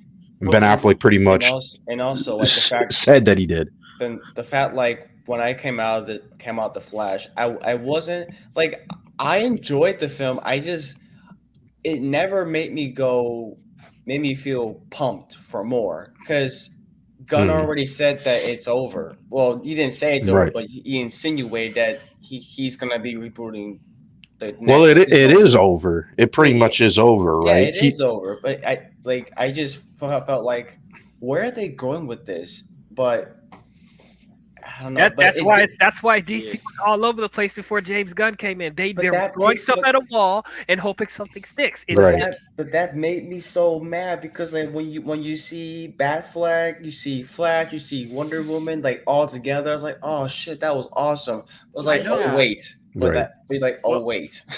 Well, here's the thing I'll say about James Gunn, because I feel like James Gunn, and look, I love James Gunn. I think he's 6 for 6 when it comes to Marvel and DC projects so far. Mm-hmm. Right, but that's him creatively. But here's that's him creatively. But the thing I'm trying to say is, I think James Gunn gets some blame for this, because the thing that was not smart, in my opinion, was you basically officially announced there was going to be a reboot, not just before this film, but for Shazam. And basically, you like one of the things that's tuning out audiences is not just the fact that they don't have faith in the DCEU, not just the fact that Ezra Miller committed crimes. People are wondering, what's the point of even seeing these movies if you're just going to reboot everything? And that's why they should have made this movie tie into that reboot. They never did. That's the part that makes no sense to me. Maybe that wasn't their plan, though. to And decide the third. oh, Sean O'Rourke is in my Right. chat. Wow. But it still is a weird decision to me. This is Yeah, weird. Sean? Like, so But like, I think a part of it, I do kind of agree with you that What- James Gunn is slightly too brave about it. But I think the real culprit of this was David Zaslav and Warner Brothers for Well, having yeah. Because here's the thing: announced the before slate in James, the first place, before all these movies aren't even out in theaters Because- yet. I That can't. because before I can't. James Gunn came in, David Zaslav was the one that was saying he's very, very high on this movie and all that. And Right. by the But way, James Gunn doubled down on it too. I think everybody should share the blame definitely because yeah. the problem is I don't think the company should never hype up their own movie. Like they were trying to hype this up like we hype up things, which I think is a mistake. You're selling us a movie, right? Like show us the movie and parts of it, but don't tell us it's the greatest thing ever since sliced bread. But they're trying to Like- get you- And look, here's the It's such a thing. weird marketing. It's Here's just the weird. thing. I will defend James Gunn if he truly thinks The Flash is one of the greatest superhero movies of all time. That's his opinion. There are some people that do believe that. I don't believe that. I just think it's one of the best DCEU movies. But that's beside the point. If that's James Gunn's opinion, that's his opinion. Because I don't know if you saw his list of top 5 favorite superhero films. Most of those I wouldn't even put in my top 10 if I'm going to be Right. honest. But that's James Gunn's opinion. But that's his He can enjoy opinion, those right? movies. This feels like Yeah. something James Gunn would love. This feels like something James Gunn would Yeah, and you know what? I think James Gunn would like something like this where there is humor, there's also emotional moments. But again, But he's compared a studio executive. Yeah. He didn't produce this. Like I get it, he didn't produce this movie, so he could say his opinion. But he's running the DC brand, and now I think this is going to be a problem for him because he's like taking like two different types of approaches where it's like he's an executive, he's a creator, but then he's also like a fan of this stuff. And so it's like if you're in the executive position marketing this movie, maybe you shouldn't really give your personal opinion on it and just market the movie. Like this is the Flash, go see it, whatever. But like he just did too much conjecture and inserting himself into it. I hate to interrupt, but Yeah. Sean O'Rourke just dropped something interesting in my chat. He's convinced that Tom Cruise will play Jor-El. I know there was a rumor No. that Tom Cruise was offered something. Does anyone think there's any truth to this? No. I will No, wait. no. I'm just like whatever. I believe it when I see it. Believe it when I Whatever. see it. It's- Yeah. But But to be fair, like when you're talking about like an executive or whether they shouldn't say their opinion about it, which one gets you more intrigued to see a movie? Just saying go see the film, or them seeing the movie themselves and saying, oh, they actually really like it? Because Kevin Feige does the same thing and nobody says anything about it. Where has Kevin Feige done the same thing? I'm just curious. He praised Eternals and said this was one of the best Marvel films. Yo, he He did do that. He did do that. Then that bit him in the ass, though. That bit him in the ass. Yes. The If he Eternals said that was- about No Way Home, even though I didn't personally like No Way Home, I would be like, well, hey, everybody else loved it, right? But like and you know that's a fair point. I was looking for example because I was thinking I was like Kevin Feige has never done this, but I'm glad you pointed that out. But I still I mean like in the gaming space we criticize the executives a lot more. Where it's like when they do, I was saying I feel like most people wouldn't get this reference, but I was saying that James Gunn is probably the Phil Spencer of DC because Phil Spencer, he runs Xbox and he loves to hype up a lot of the stuff they do at Xbox. And yet, and it's not on par with what the other competition like Sony and Nintendo is doing. So why hype it up? Why not just let it speak for itself, right? You are the executive. Anytime you praise the something that's coming out of your camp, it's not always going to look great. It looks like it's not technically shilling, but that's how I see it, right? Like, okay, you're shilling for this product. You obviously created the product. No duh, you're going to shill for it, right? But like, I don't want to hear hyperbolic statements from executives. Just market the movie. Find a clever angle to market the movie, right? Or get someone else to say it's the greatest comic book movie ever. They had the chance to. I mean, they showed this movie to everybody on Earth, and then that's why it bombed. Like, you know what's it's ridiculous. You know what's funny? Because you know how we talk about like studios trying to hype out their movie. So, do you know the movie Quest for Camelot, the Yeah. animated film? Okay. It was an animated movie back in the 90s. It was a ripoff of, so it was basically Warner Brothers trying to do their version of Disney, trying to rip off, well, not rip off, but trying to copy Disney. So, Right. so when they show like the screenings for like some people, they couldn't find anything positive. So there, you know how like in commercials where they show like quotes from people. So what's funny, I saw on Twitter someone post a commercial from that movie. It was like what 1998. So they couldn't find any quotes from actual people. Warner Mhm. Brothers have to use clips from Looney Tunes and got the voice Mhm. actors to say positive about the movie. Right. Oh man, And that's interesting. that is That's they interesting. were desperate for people to come in to watch their movie, and it's like that was a sad story. That is sad. I mean, but like, I mean, marketing a movie is definitely hard. Okay, I get that. It's very hard. What do you say? How do you take the angle? Especially when you have an actor who is obviously been on the news for having problems for doing all this antics. How do you really market the movie? And I think this movie definitely suffered. I mean, that's a moving to like the business side of it. But this movie, I was saying, like, this is an example of like how to not market your movie. Like every single thing that they did, it's like, what did it result in? It resulted in one of their lowest box office, like almost right up there with Shazam 2. Like Shazam 2 was a massive flop. Like who would have ever thought that the Flash would have been so low? Like at least it wasn't Birds of Prey low in terms of the box office. But like this movie and what it did this weekend, I would be embarrassed. I wouldn't even say anything. Like if I was James Gunn, even though again didn't really contribute to this movie creatively or even produced it, if I was him, I wouldn't say anything for another year. Right? Just keep your head down and just talk about Superman Legacy. Stop talking about Blue Beetle is the first DCU character. Like what? Like none of it makes sense. None of what he's saying makes sense. It's too confusing, even for fans. Right? If us fans, the ones that you're trying to rely on to market this new universe, right, and hype it up, why couldn't first off, you should have never announced that slate early. And two, you should have probably waited until you had, directors, dates lined up, a finished script. When is Batman coming out? When is Batman Brave and the Bold coming out? Is that coming out 2026? Probably not, right? This sounds more like a 2027, 2028 movie. Plus, we still are in the writer's strike. There's a bunch of stuff going on. Why would you announce that so early, way before these movies even released? Makes no sense. And I also agree, Sean. As much as I love James Gunn, because I am a James Gunn fan. Guardians was Volume 3 is one of my favorite movies of this year. I love that movie. I think James Gunn needs to watch what he says at this point. I think because here's the thing. I think he can make a great Superman movie, but then there comes the rest of the DCU.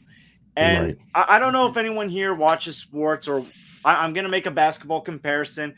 I know Aaron's not here to agree with my comparison, but James Gunn right now is kind of like the coach that's becoming a GM or president of sports operations, basketball, football. It's like this coach Phil Jackson that became the general manager for the Knicks. Phil Jackson was an 11-time NBA coach. He won like 11-time NBA championship coach. He won 11 championships, 6 with the Bulls, 5 with the Lakers. Then he became the president of basketball operations for the New York Knicks. Mhm. He did not do a good job as president of basketball operations for the Knicks. The Knicks could not make the playoffs. See, Anthony Beltry knows what I'm talking about. But yeah, he did not do a good job. The Knicks didn't make the playoffs. In fact, one season they only won 15 games out of 82 games. Like they didn't draft well. They couldn't put together winning squads, winning teams. So right now we got a James Gunn. Look, you can make a great Superman movie, which I think there's potential to do. But then comes the other stuff. Who are you going to get to direct all this other stuff? How much Right. influence are you really going to have on all this other stuff? because look, I'm for having James Mangold in directing Swamp Thing, and look, James Mangold's a great director. And I know, Blinded, we talked about the mixed responses of Indiana Jones and how that may not be on James Mangold, that could be on Lucasfilm and Kathleen Kennedy. But again, we got to also be wary. Not all these directors are perfect. And they just got Andy Muschietti to direct Batman, which I also I know, you know, obviously some people like The Flash, but still I don't understand why you would pick him. I think with Andy and Mangold, with The Flash and Indiana Jones, I think with those two movies, they were put into projects that were heavily studio mandated and went through a lot of troubles behind the scenes of how the script is and like the, you know, production and stuff like that. So the politics of it too. Exactly. Yeah. So I think Muschietti and Mangold were put in a position where it's like they weren't able to fully make a coherent vision like we usually see them do. So I think when they both eventually do their DC projects, we'll feel more of an organic effort from them. Well, I would say that about James Mangold because he has a bunch of movies under his belt. But you can't say the same thing about Andy Muschietti. He's only directed 4 movies. True, but like It Chapter 2, okay, was but like everything before that though. I haven't seen Mama. I can't speak to that. I did like the first It, but I think he needs another movie and then he can do Batman, right? Because it's like we see, like he could easily turn it into a Colin Trevorrow scenario, right? Yeah. Easily, right? So it's like if you want to go make a Batman movie, which by the way, this Batman movie is already looking like a bad creative decision. Why are you going to have 2 different Batman movies that are very similar to each other run concurrently? I don't understand that, right? There's so many of these decision making that is being made, and then on top of that too, James Gunn wants to have Elseworld stories continue with his DCEU, which is we've been already doing that, right? This is what I'm saying. I'm starting to become a lot more skeptical, and not everybody's also too. We keep talking about James Gunn. Peter Safran is the head of DC. Peter Safran is also producing Aquaman. He's produced what other DCU movies did he produce? I think he's been involved in Shazam. Oh, sorry about that. I think he's been producing the majority of the modern DC. He's also producing Blue Beetle.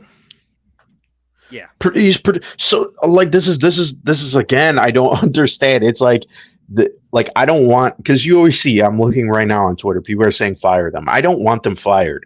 They didn't even do anything. They didn't do anything yet, right? We can't. But at the same time, the things that the way that they've positioned themselves, I don't think looks good. I don't think is gonna. They need to walk out of the whatever hole they're about to enter and reevaluate. That's what they should be doing. Is like, is the brand damaged? Like The Flash should have been a big movie. Well, like, yes, but like it already. Like, okay, as much as people were hyping this film, it was going to be a struggle for them regardless of what they were going to do, because there are so many factors working against this film. On top of the fact that the DCU was all over the place up until this point, so people weren't trusting DC films, so people were reluctant to see it. On top of the Ezra Miller controversy, on top of the fact that this is a movie that should have came out 6 years ago. 6 years ago, right? Kept getting losing directors and changing the story over and over again, going over budget. Like, there's too many factors going against this movie. Like, there was no way this movie was going to make $700 million. There was no way. There's no way. I think maybe it's not even. Listen, like it. The point that we're at is even lower than what the bare minimum would have been.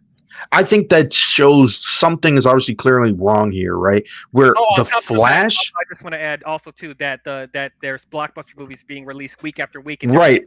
And that's also too that there's also that situation, right? But I'm still, it's still pretty shocking that this movie is doing the numbers that it's doing. You're like, this is worse than what the bad was going to be for this movie. Like the fact that it didn't even make they were like, oh, it's going to make 70 million domestically in the 4-day weekend, which was already a spin, right? And then it couldn't even make even half, like 65 in the 4-day weekend.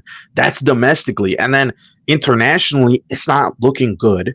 And the fact that if you do the numbers right, we'll still see if it holds. But if you do the numbers, this movie, the multipliers on a normal comic book movie, this may make around the same amount as the first Shazam. That's terrible for a Flash movie. This type of movie, that is worse than people like the most it should be. It's still, and on top of the two, this has almost close to 300 million budget. They keep saying, oh no, it was like 190, then they were like, oh no, it's 220, and it's like, who really knows what that budget really is? Because also too, this movie has been in development hell for how many years? This movie right? has been in Anthony, pre-production since 2018. Like, I'm gonna address Anthony's comment about Christina Hotside. She's moved on to Fast X, so she's not going to be writing the screenplay for Brave and the Bold. Listen, I had no problem with the screenplay in this film. It was I think it was Birds of Prey that she did the screenplay, and that wasn't good. Right. So like, yeah, no, I mean, no, this screenplay, I actually did like the screenplay. I did not like the one for Birds of Prey.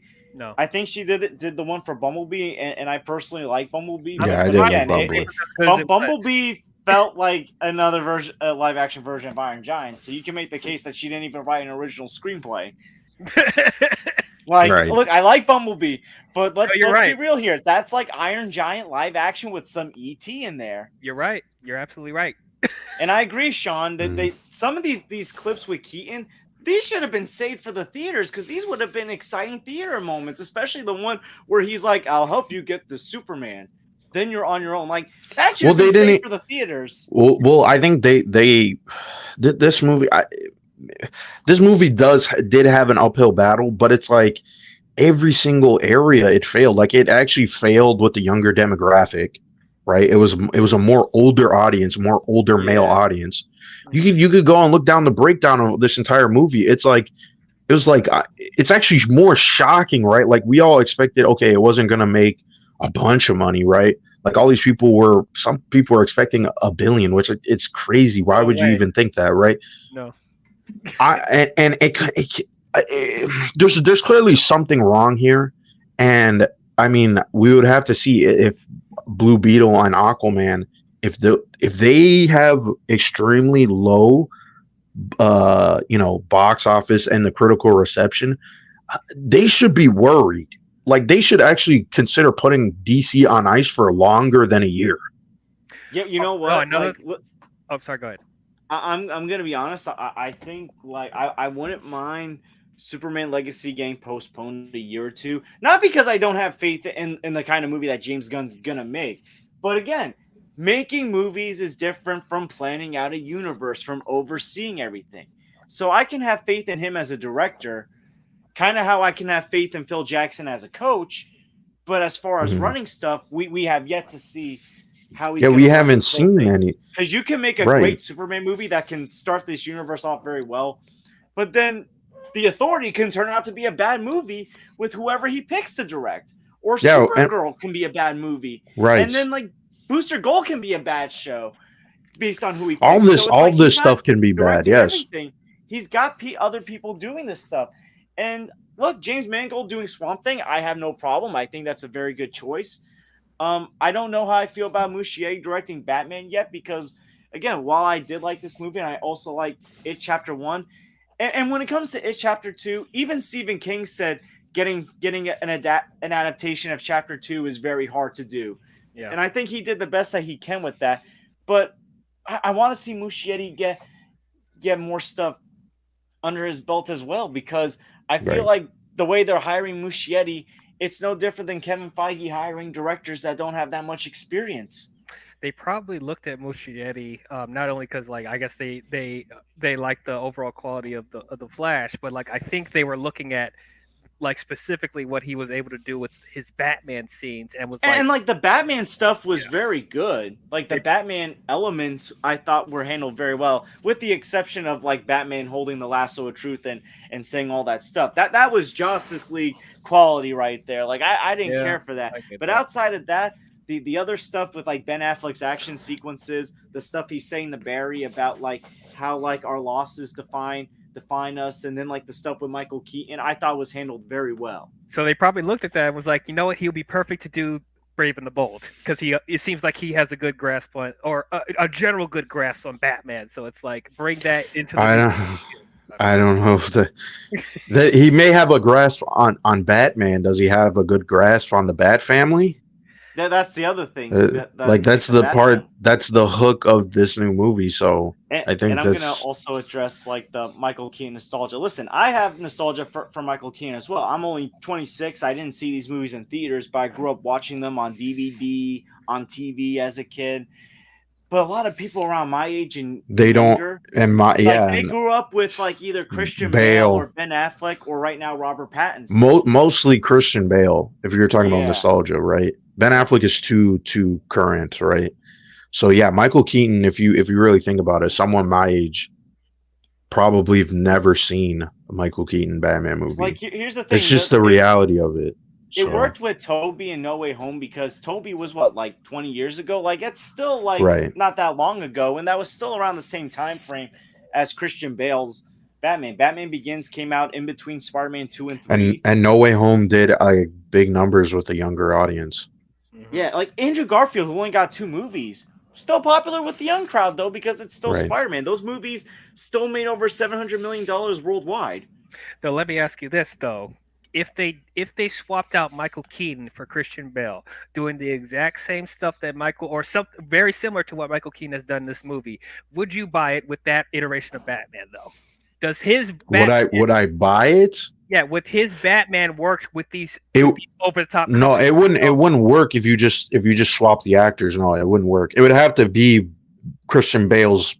To be honest though, because this was my criticism, the aesthetics of Tim Burton and Man of Steel don't match, but Christian Bale's Batman matches with the aesthetic of Man of Steel. They almost had Christian Bale as the Batman of the DCEU, right? That was something that they were considering. That actually, to be honest, Snyder's ideas. that was supposed to be one of their ideas, right? Until they were just like, no, just recast, right, or get a new actor. Christian Bale was going to come back. I don't think he was going to come back either. That's also too. He would listen. He's been on record saying he would only come back if Christopher Nolan was there. If they pushed him, if they really pushed him, I think this movie actually would have been way more successful if it was him in the lead role. I think that would have been a bigger. More people would have been. First off, one, you would have had all the same demos. The older people would have still seen it because his movie was still more mature and it has critical acclaim, right? So it's like, I think that's what they should have done, and then fit in Michael Keaton and the rest of them in another way. Like if they were really gunning hard for this movie to be like a successful nostalgia play, then they should have went with Christian Bale. Michael Keaton, it was too late. Maybe if this movie came out in 2018, 2016, yeah. But now I don't think that it's gonna work. It's too late. Man, now that you're bringing it up, I can't unthink like, what if it was Christian Bale throughout the entire movie instead of Keaton, and then the cameo at the end, instead of George Clooney, it was Michael Keaton. Right. Like, that might have been. I don't think that would have automatically made the movie better, right? But I think that would have been an interesting way of, like, a creative play. That would have been a lot more interesting, in my opinion, just to see how would that unfold, right? You never seen that Batman interact. I mean, Michael Keaton was more campy, but that was a more serious Batman. That was really grounded, right? So it's like, how would he play with these other elements, right? These new. Plus, it'd be weird because of how dark and grounded the Dark Knight is, and you're gonna play around with this. But it had the Man of Steel stuff, right? If it was more in tone with what Zack Snyder was doing, maybe that would have worked. Also the other thing is, it's like, I think Bale, if they did put Bale in there, it could have worked, because I remember the beginning of the DCEU, Man of Steel, Batman versus Superman was very dark. it did feel like it was trying to do a more grounded take on Mhm. like DC. So I think Christian Bale could have worked. My only concern with bringing Christian Bale into this film is, for some reason, Hollywood movies like to do this weird thing where the ending of the previous film gets undone in some weird way, like them saying, "Oh, him and Selena like break up," like, and it's like, no, like I don't think I wouldn't like that. Like, you know what? Bring back Anne Hathaway as Catwoman to help. Like, don't have like that weird trope that these movies have where, oh, they break up with the character in between events. Yeah. Right. Because one of the things I wish they could have had in this film was at least like maybe not have Michelle Pfeiffer's Catwoman. I would have liked to have seen her, but maybe I would have acknowledge seen her. her Like too. maybe Right. like Bruce says something like, "I went for happiness once. It didn't work out so well."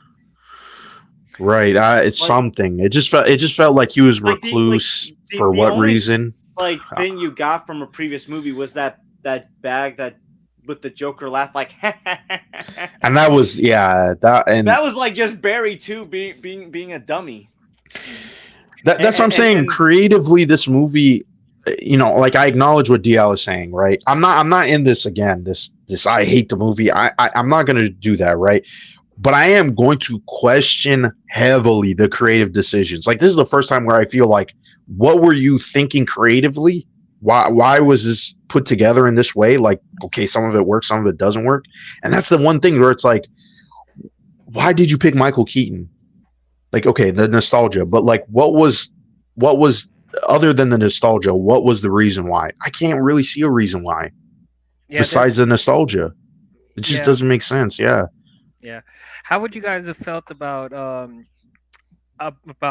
Jeffrey Dean Morgan playing a Flashpoint Batman? Yeah, I would have liked that too. That would have been interesting. That's what I this movie would have went up way more points if it just straight up adapted the Flashpoint story and kept the emotional beats and all of that, right? Just have, Bruce Wayne is the one who died and all these other characters, right? Maybe you can still have Supergirl in the Superman role because it's pretty much the same, right? Mm-hmm.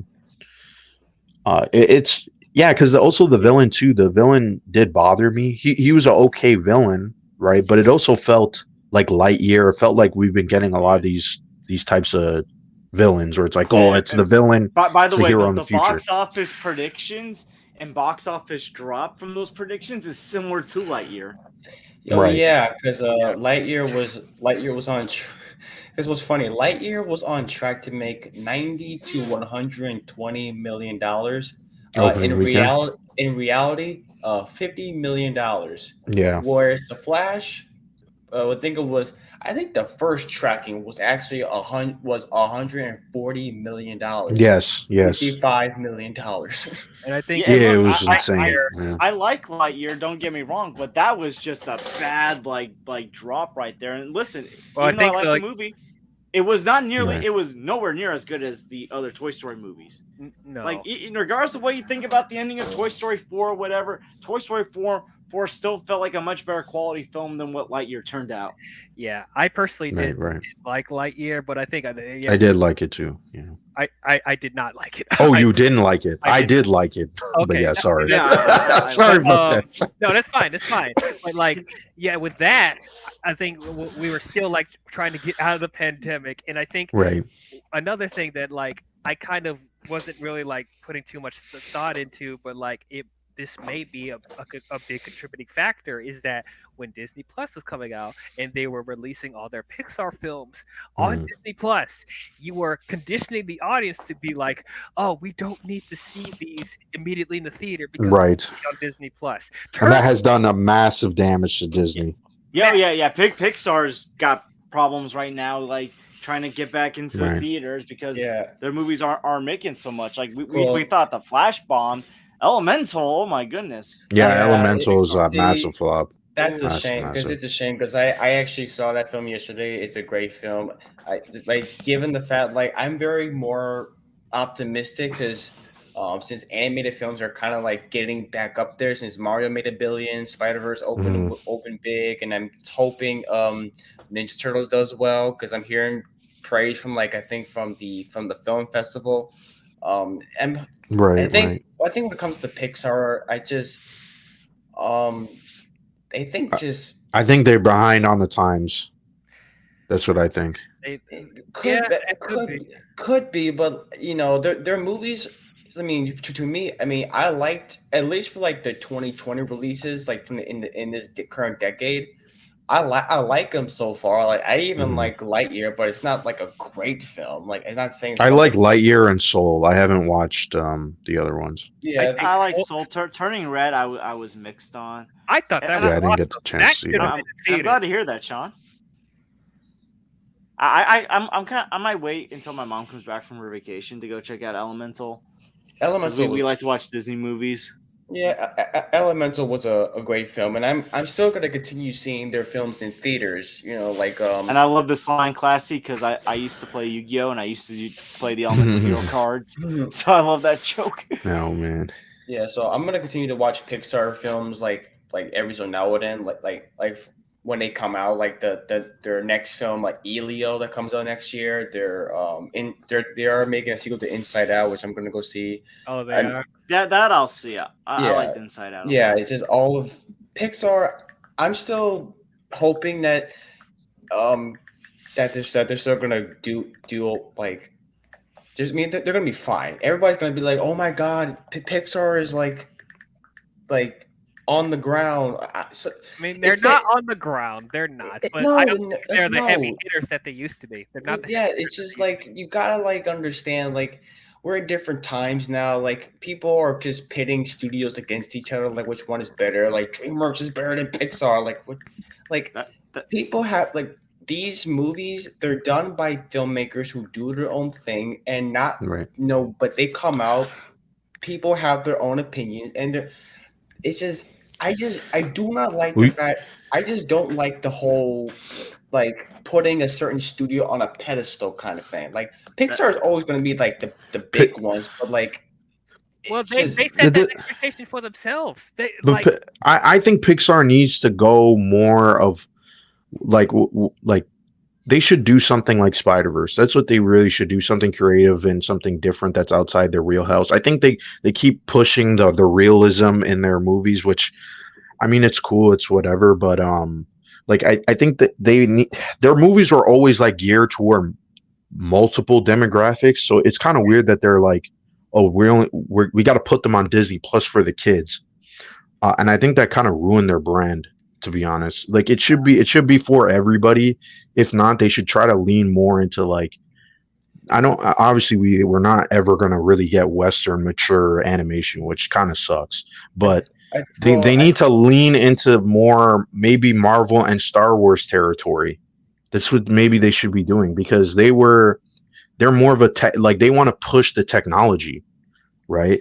And that's what they yeah. should be doing. I don't think they need to be Walt Disney Animation. That would be a total travesty. I think Steve Jobs, all of the people who started Pixar would be pretty upset if that's what Pixar turned into. And that's what it Because seems like they're turning into.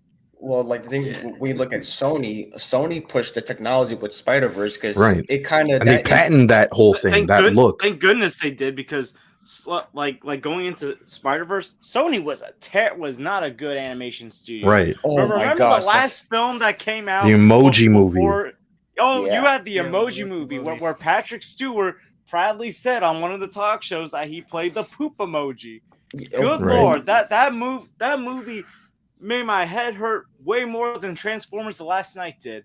Like, oh my! And that came out the same year as that movie. Yeah, but like see Like, that's what? crazy. Like coincidence. See, that's But crazy. yes, Spider-Verse, like here's the thing, like I was so untrusting of Sony. I didn't even see the first Spider-Verse film in theaters. Then when I saw it on DVD, I was like, damn, I missed a good one in theaters. I went and saw Across the Spider-Verse in theaters and had a blast. See, that's the thing because at the time, like 2017, like they had like the Smurfs, the Lost Village, the Emoji Movie. They were like that was like the worst year they ever Oh, had. I forgot they did Smurfs. God. Yeah, they damn did it. Smurfs, they did Oh Hotel my goodness, Transylvania. It's like wait, you but ever since they released Spider-Verse, like Into the Spider-Verse, they've come they're like a completely different studio. Like Is there like Yes. when you watch stuff like Hotel Transylvania, and I like the movies. I like the first two. Well, no, Hotel I like the Transylvanias. movies before Spider-Verse. Like I like they did Open Season, Surfs Up. I didn't. Surfs Up. I did like. I do like Surfs Up. Open Season. I don't really care for that film. I remember watching Surf Open Season. I would just it's kind of forgettable, but They I made like 3 of them. They made 3 of them. no, they did 4 of them. Oh my! All right. Why? Wait. Are you talking about Hotel Transylvania? No, I'm talking Open about Season. Open Season. No, they did. Yeah, 3 those you mean the god awful era of direct to video Yes. sequels that some of these studios were making? Oh Yes, my lord! yes, those were god awful. So I I like the actually movies. liked all 4 Hotel Transylvanias though. I did like all 4 of them. Oh, okay. Well, Yeah, I only seen the first 2. I like them. They're from the guy from Cartoon Network, Gandhi Tartakovsky, I think his last name was. Andy Tartakovsky. Yeah, he made some of my favorite Cartoon Network shows. yeah, like I like the movies prior to Spider-Verse, but ever since that, they had to change because their reputation would have been down in the drain, you know. But Pixar is not in a Sony animation thing. I don't think we're not saying that at all. Like I think they really need to.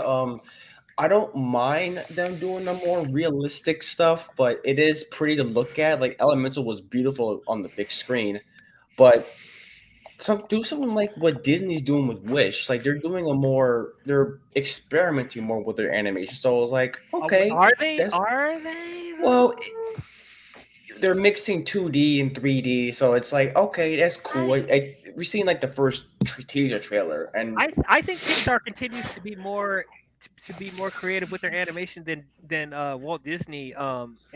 Walt Disney. I would agree with that. Yeah. yeah, I'm not saying it's bad. It's just But they're the because they're so like tech focused where they want to push the realism, the way the water looks, the way the characters look, or their hair, the texture, and the environments.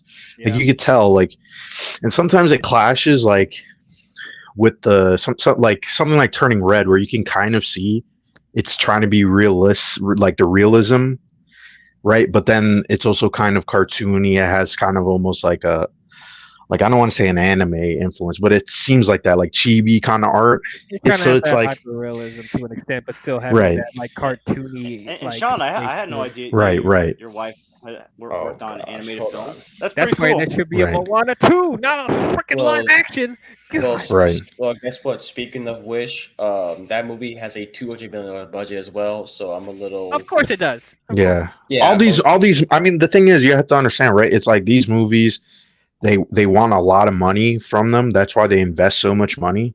And I think that, like, going forward, a lot of these studios better like rethink these Okay. budgets. Like, it doesn't Elemental 2 had like a $200 million budget? Yeah, Or was I it- misreading that? Okay, It yeah. does, but that's the crazy thing because Across Spider-Verse, I mentioned this before, has a crew of 1,000 animators. That's the biggest crew of any animated film, period. But that movie cost $100 million. That's $10 million more than the first film. And then Right. you have something like, I don't know. I'm not bashing Pixar and their budgets. Like it is well spent. Like it is money worth spent, but you kind of have to think like the current landscape we are when it comes to like cinema and stuff. You know, But that's most of going to the- have to change their whole structure, right? I Yeah. think maybe possibly the reason why Spider-Verse, this is just a guess, right? I don't know. But I think it's probably because it's either they're reusing assets, they're trying to because they already have the technology, right? Yeah. Well, I think Pixar, a lot of the times they like to push their technology. I was reading something about how they do a lot of research and development, which is They why do. some of their movies are so expensive, because they're trying to push that technology, right? Trying to push the animation and the textures. All of that is rendering time. You need a lot of processing power. You need a lot, right, to do what they're doing, right? That's why realistically no animation movie looks like Pixar movies. They're super detailed and super, like, they're gorgeous to look at, right? But I think they need to find a new identity. I think that's really their problem. They really got pigeonholed into that, oh, we're kids thing, and that's not why their movies were successful, right? No. Like, They have to look at the numbers and see like and all the it seems like the only studio who's making like okay-ish decisions is Universal. This is weird. This is Well, weird what's Sean, going on. that's really cool, Sean. I mean, outside of Fast and Furious and Yeah. Jurassic Park, then yeah, I agree with you. But even Jurassic Park, like we could say creatively it's a mess, but it's still making a crap ton of money. Yeah, still making billions of dollars. Yeah. Yeah. Yeah. Fast is like the one where it's like I don't know what's going on with it over Oh there. yeah, fast. And then- Oh my goodness. And still I'm won't gonna get- say it can't get over again. Dark I say it Universe. on all your shows. I'm gonna say it on my show. They should have ended with Furious 7. I'm sorry they should have ended Yeah. it. The franchise Yeah. has lost its damn mind. Oh, Fast Yes. X. Vin Diesel's ego has gotten so big. The Rock is so desperate. He came out to this franchise. Like, good Preach. lord. Yes. Right. He is changing the hierarchy of the Fast franchise again. Oh god. Is he? Is he? Well, no, he's gonna change the hierarchy of Disney with the Moana remake. I hate. Oh, boy. Look. I shouldn't be this angry about it, but like I just hate the conception of this remake, man. Moana is not even 5 years old. This is not, and yeah. they're doing a remake. Moana Everybody is loves the first one. Last of Us Part 1 of the movie industry. See, If that- this those is who get awesome, that and- reference. And We this is couldn't get a that's sequel? awesome, Sean. we I couldn't didn't get really Moana know, 2, know about that. just live action. Well, I we are just- getting a Moana TV show. I will watch that. Are we? Before, Yeah, we Yeah, are because Is that animated? What is I haven't It's- heard about this. the TV show is animated, so it is Right. it is coming from the same crew. Oh, boy. So it was announced in the event like Investors Day Right, back in right. 2020. So it is, I think, it's coming out like next year, 2024. I Okay, wonder how many that's people would interesting. rather Isaac, watch that your than- comments. Well, I mean the only reason why we're getting Moana is because that's like a big breakout new IP, and so they're like, well, what happens when they run once they run out? This nostalgia train is going to run out very, very soon because they haven't come up with anything new in the last 15 years, right? So Here's the crazy that's going to be thing a about- huge problem. Just make them Here's a the crazy thing. too. Here's the crazy thing. They complained about not new projects. We got a new project in Elemental that no one saw. And it, Like- see, that's my big big thing. People were so it's the hypocritical nature of people saying that we want original films, but you But never really show up. it's not it is, but it isn't, right? Because here's the thing, right? Like new IPs are they have to be marketed the same way as an established IP, right? Like it can't just be, oh, we're putting out a new film and we expect everybody to go see it, right? Just because everybody's complaining. It's like, no, you have to actually put the effort into it, right? And Elemental may not be, I haven't seen the movie, right? But it may not be like, oh crap, this could be a franchise. This could be something that can get sequels, right? So like you kind of have to, not every new thing is going to be an IP, right? There's very few, and this is the problem, right? There's very few IPs that are super, super successful that make all this money. So, and eventually when people are sick and tired of, because it's going to happen, when people are sick and tired of Star Wars and people are sick and tired of Marvel and all these other IPs, what is going to happen? What is going to happen? There's going to be a massive drought and they're going to have to figure out, okay, we can't rely on the same IP over and over again. Here's the thing studios need to understand. You're not always going to have a scenario like Top Gun Maverick last year. Like No. Top Right. Gun Maverick was a phenomenal movie. It's one of my all-time favorite movies. Like that was my favorite movie of last year. Agreed. But no one expected that movie to be that good.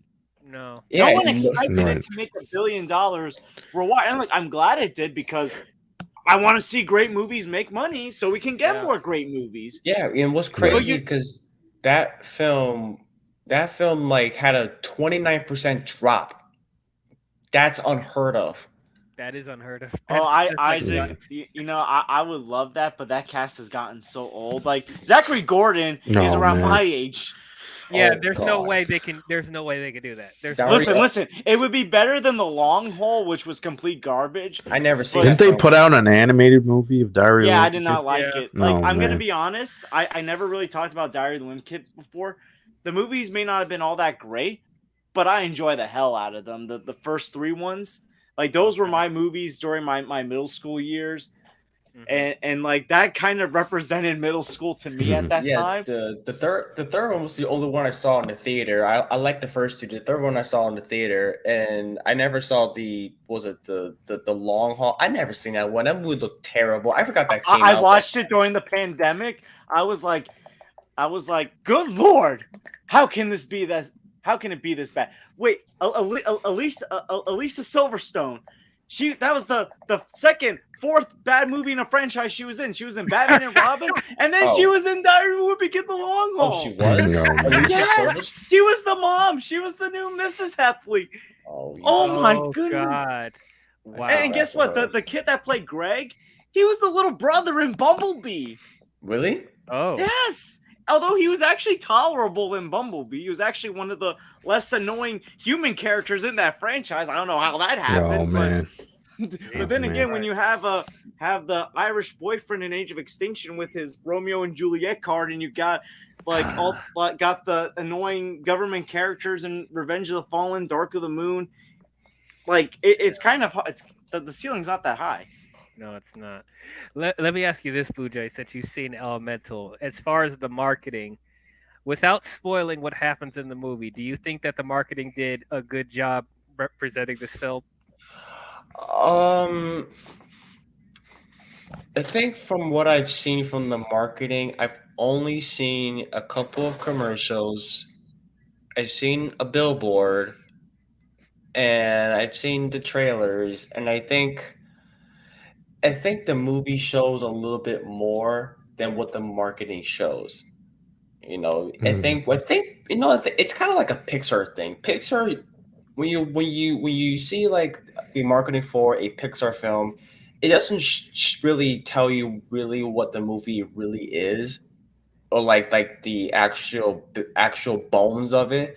It kind of just shows you just like the exterior of it until you've seen the movie. You know, it's more like Zootopia. Zootopia is basically like that. Like once you've seen the marketing is like just an average animated film that's so happened to be from Disney, but the movie itself is like great.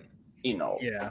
So it's exactly like what Zootopia did. I want to see Elemental, but it's like Elemental. I was like, this feels like a combination of Zootopia and Inside Out. How is this gonna play out? Like that was like my thought process. It was and also there's people were kind of like iffy on it because I think people are kind of like they're really starting to like notice the whole Pixar. They call it the Pixar cliche. So like like what if toys have feelings? What if cars have feelings? What if emotions have feelings? Like what if fire, water, and rocks and have feelings and stuff? Like I think when the concept of that movie was announced like last year, people were a little iffy on, but it felt like an AI generated Pixar concept. Kind of. Yeah, that's going to be a new term now. AI generated concept. Generated concept. Yeah, but I think when the movie, I think it's like it doesn't feel like as I guess you can say as original, quote unquote, but which you're never going to get a fully original film that's like brand new. Right. But I guess it's more like a Pixar thing where you compare to something like Coco or something like Incredibles, which is kind of out their comfort zone. Well, I guess you can kind of say that out of that type of trope. Yeah, I just want to say the Incredibles is actually darker than most comic book movies.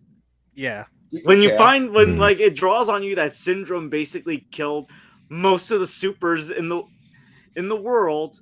Yeah, he did what most villains fail to do. Yeah, but it was disguised in a family friendly movie. Yeah. It was a dude that is brilliant. It's brilliant. I'm just right. Why don't we have an Incredibles 3 already? Like, come on. What kind of comment is this, Isaac? Elemental's woke. Oh God. If I hear one more fucking time, I swear to God, I'm so sick of that word. Woke. Oh man. Just throwing it around for no reason. I know Isaac's trolling. I know. I know. And Donovan, don't be drinking Isaac's Kool-Aid. New York isn't real. Don't be drinking his Kool-Aid, Donovan. So yeah, like if you guys like get around to see Elemental, like whether it's in theaters or Disney Plus or whatever, it is well worth watching. I think it dives. I can say that some of the world building it is kind of iffy in a way because like how the fuck does this whole thing work? But like it doesn't like make you think like that too much. It's not like Cars. It's not Cars. Like how the fuck does this world of Cars work? Like look, I like Cars, but even I question the world building. It makes But no it is sense. Right. It makes but sense. but in this film, it does tell a story. It does tell a story like it does a good story. So Mm. so it is worth watching, and so that's why I think it is a great film. I wouldn't say it's like Pixar's like a well, people say it's like it's a modern classic. I can kind of see that, but I don't see it as like to me like Modern classic. Wow. yeah Yeah, top. it's always these hyperbolic statements, man. Yeah, I don't really see that, but it is a great film. Oh my I feel goodness. like before we can say something, unless it is truly mind blowing, because I will only do this if it is truly mind blowing, right? But every single movie now, if it's really good, it's got to be the best movie ever made. It's like, You're can we setting yourself up for relax? failure. Well, You are that setting actually- yourself up for Yeah. failure. Listen, Chris Stuckman actually brought this up. Movie criticism has changed in a weird way. I've seen It's like- this, yes. It's like It's a good the movie's clip. either got to be an A plus or an F. You either got to give it a 10 out of 10 or a 1 out of 10. You either got to love it or you got to hate it. It's like there's this no with more- all entertainment. Same thing with There's no video more, like, games saying- and everything. Yeah. There's no more saying a movie's a 7 out of 10. It's good, not great, but I liked It's it. Or okay. a movie's I not a gave B, The Flash a not an 7 A out of minus 10. or a B plus. Right. Like you can't say movies an A minus or a B plus. It was very good. And that's my problem with The Flash. So many Like- people are just shitting on this movie like it's the worst thing ever Like, because look, the opposite was it was the best thing ever. It was like relax, like calm down, like Jesus. Like slow my down. grade for the Flash was like around A minus to B plus because despite the iffy effects and how I felt about the beginning of the film, I love the emotional stuff with burying his mom. I love the Right. Keaton Batman stuff. I liked the changing character that the original Barry was going through, and I enjoyed the movie. So like I was like, it's not the best thing ever, but I enjoy this a lot more than the majority of comic book movies we have gotten post COVID, outside of a Right. few MCU films that were actually great, and the Batman, which is on a whole different level still. But still, like I graded the movie based on how much I enjoyed it, how much I thought certain aspects were handled. And I was like, it's Mhm. not the best thing ever, but I had a great time with this film. My mom enjoyed the film as well. She likes Michael Keaton Batman. She also enjoyed, I'm surprised she enjoyed Ezra Miller as the Flash. She never really cared about the Flash, even though she did like the Snyder cut. But she was like, oh, the Flash is kind of a dork. Like, she didn't really care about him, but she liked him in this Right. film. So, like, I graded the movie based on how much I enjoyed it, how much I thought it handled the key things very well. Like, I know I'm not a perfect movie reviewer. I'm kind of new to this. In my opinion of movies can change whether it's for the better or for worse. Like, there are some movies that Yeah, when I first Mhm. reviewed them, looking back, I would not give that movie that grade right now. because Like, I would Right. not give opinions Doctor change. Strange in the Multiverse Yeah, of they Madness. changed. Yeah, I agree. And I still like the movie, but I would not give it the grade that I gave it when I first saw the film. Oh, I And you know low-key what? love Multiverse of Madness, but like I can't say that out loud because I know there's Yeah, a bunch of 'cause- problems with that movie. I know Yeah, there's yeah. problems with that. But like, here's the thing: I'm the prefer this same movie- way. Yes. But here's the thing: I prefer this movie a lot more than Multiverse of Madness. So it's like I can also say like the more I think about this movie, the more that I like stuff, or maybe not like certain stuff, but like I understand why they did certain stuff, and I'm okay with it, even though I would not have done it. And Isaac, you caught me. You caught me. I'm No, man. so but again, like this movie criticism has just become so weird. It's like It's we don't know mostly every- on Twitter too. First of like, all film is subjective. Like I know Right. DL, like there have been movie opinions that you have said that some people won't agree with. Oh, I know that's there's an been opinions. understatement. Blinded said like No, the Blinded. same thing. I know same thing. Blinded doesn't like No Way Home when a lot of people do love No Way Home, but you know what? That's Blinded's opinion, and he's explained his reasons very well as to why he doesn't like No Way Home. He actually has the unpopular opinion of preferring Homecoming and Far From Home a lot more over that movie. Yes, I do like Homecoming. Yes, And that's his opinion. All film is subjective. We all have our opinions. Like we come on here Right. to express our opinion. that's know what's fun everything. about it when it's Yeah. all these different opinions. Yes, it Like, makes we for don't a know- better conversation, in my Like opinion. we yeah. don't know everything yeah. about all these movies. No, and yeah. I know Blue Jay loves some of the Transformer movies, and like we like the same movies, but he loves them more than I love them. So it's like we all have our different. You want to? I like Kingdom of the Crystal Skull, and I hate Temple of Doom, and everybody jumps on me for that. Well, I don't mind both of them actually. I'm not. Oh my I goodness, never really understood the hate. I love Homecoming. Oh man, coming on homes, eh? Crazy. It's like, and like, look, I know that there have been movies that I don't like that people do like. Like, I'm probably never gonna like The Amazing Spider-Man 2, but you know what? You I know respect what? the opinion. Now that you mentioned it, I just watched that movie. You know what? I think I prefer that movie over the first one. I know that's a Really? crazy opinion. Oh, okay. Yes, this is like a new opinion. I was sitting down and I was like, you know what? Yes, I can acknowledge there's some mess with this movies, but I thought the chemistry and then her death at the ending, I thought that actually worked better than the first movie with their chemistry. Like something about their first movie just felt very forced. But yeah, I've revised my opinion on that movie, which is And crazy that's the because I thing, used to our hate that movie. opinions- Our opinion changed. Like, I'm gonna be honest. The first time I saw Temple of Doom, and I'll also address this when I review Temple of Doom for people who won't watch the stream but will watch Temple of Doom. I did not like Temple of Doom the first time I saw it. Like, I love Raiders right away. I did not like Temple of Doom. The second time I watched Temple of Doom, I was like, this is so much better because I went the longest time avoiding Temple of Doom. I would just be like, okay, I got Raiders, I got Last Crusade, I'm good. I didn't really care for Kingdom of the Crystal Skull, but I didn't hate that movie. Right. See, like what you were saying about like people making all these hyperbolic statements, saying like it's like a modern classic or whatever. Like The greatest comic book movie ever. like okay, like Right. What's wrong with the film just being good? Like, what's yeah, wrong like with that? it's a good movie, you know. Like okay, like when I hear people say like every time when you get a Spider-Man movie coming out, whether it's Far From Home, Spider-Verse, whatever, you always hear it's like this is the best Spider-Man movie yet. I'm like, Or the MCU. They love to say that about the MCU. well, they say that with like we say, okay, Far From Home. Like, okay, that's a lie. I like Far From Home, but like that's not the best one. Like once you like literally came Right. out a year after Into the Spider-Verse, which I think it's the best one before Across the Spider-Verse. That's just me. Then No Way Home came out. I have the opinion of preferring Far From Home over Homecoming. I know that's an unpopular opinion, but I thought the action in Far From Home and the stakes were bigger and better. In my opinion. I never understood the hate for Far From Home, to be honest. That's the I think thing. it's okay. I think it's okay. I didn't love it, but like I definitely don't think it's bad. Right. There's like this is what I'm saying. Maybe because I just browse Twitter, but it's like there's a lot of people who just hate Far From Home, for some which I don't reason, understand. People think Twitter is the majority opinion. It's like, right. you know what? It drove me insane when I saw someone last year. I think it was around the time Thor: Love and Thunder came out. When people were saying, you know what? I think we need to acknowledge that Thor: The Dark World was actually a good movie. I was like, no. Listen. No. Regardless of how bad Thor: Love and Thunder is, that's another film. My opinion has drastically changed over time.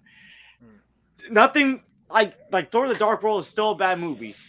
It's just bland. Listen, it's just too bland. But, We like, can acknowledge it's kind of that- hilarious how listen. many people attack the Dark World. I'm just like, is it really? You guys act like this movie killed your They Dog didn't or kill. something. Listen. It's not the worst comic book movie ever. It's just like as far Mm, as MCU standards go, it's kind of bland. But Well, I need to. listen. That's why I'm revising because I'm like I'm gonna watch all these movies and give my updated opinion on this because it's been years. Like I was a kid when I saw some of these movies, right? Yeah. Like I was 13 when Thor: The Dark World came out, so it's like Well, see, I was 13. I was also 13 when that came right. out. We were the I think same age, right? So yeah, yeah. yeah, See, the thing is with like I was 13. It was a weird time for me. Like 2013 was an odd time for me because I wasn't like right. when it comes to like movies and stuff. Like I think I saw like 3 movies that year. I saw Fast Six and Monster University. I forgot what the other one I saw in theaters, but Iron Man I 3. no. Oh, you It didn't see was Iron Man 3? Oh, look. in theaters? I'm gonna be honest.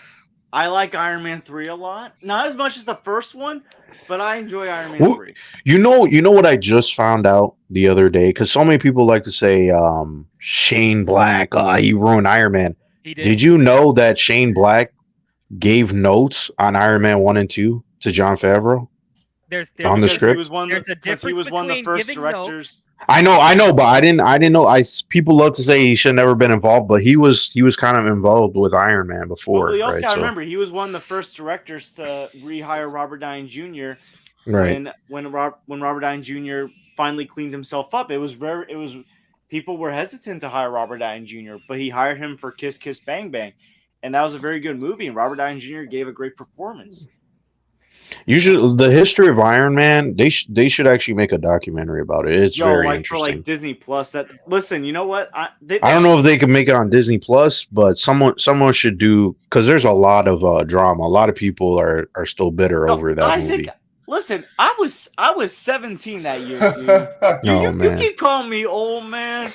Like, listen, I was in high school back then. You know what? When I first saw Thor: The Dark World, I was like, "This is a great movie." I was very different back then.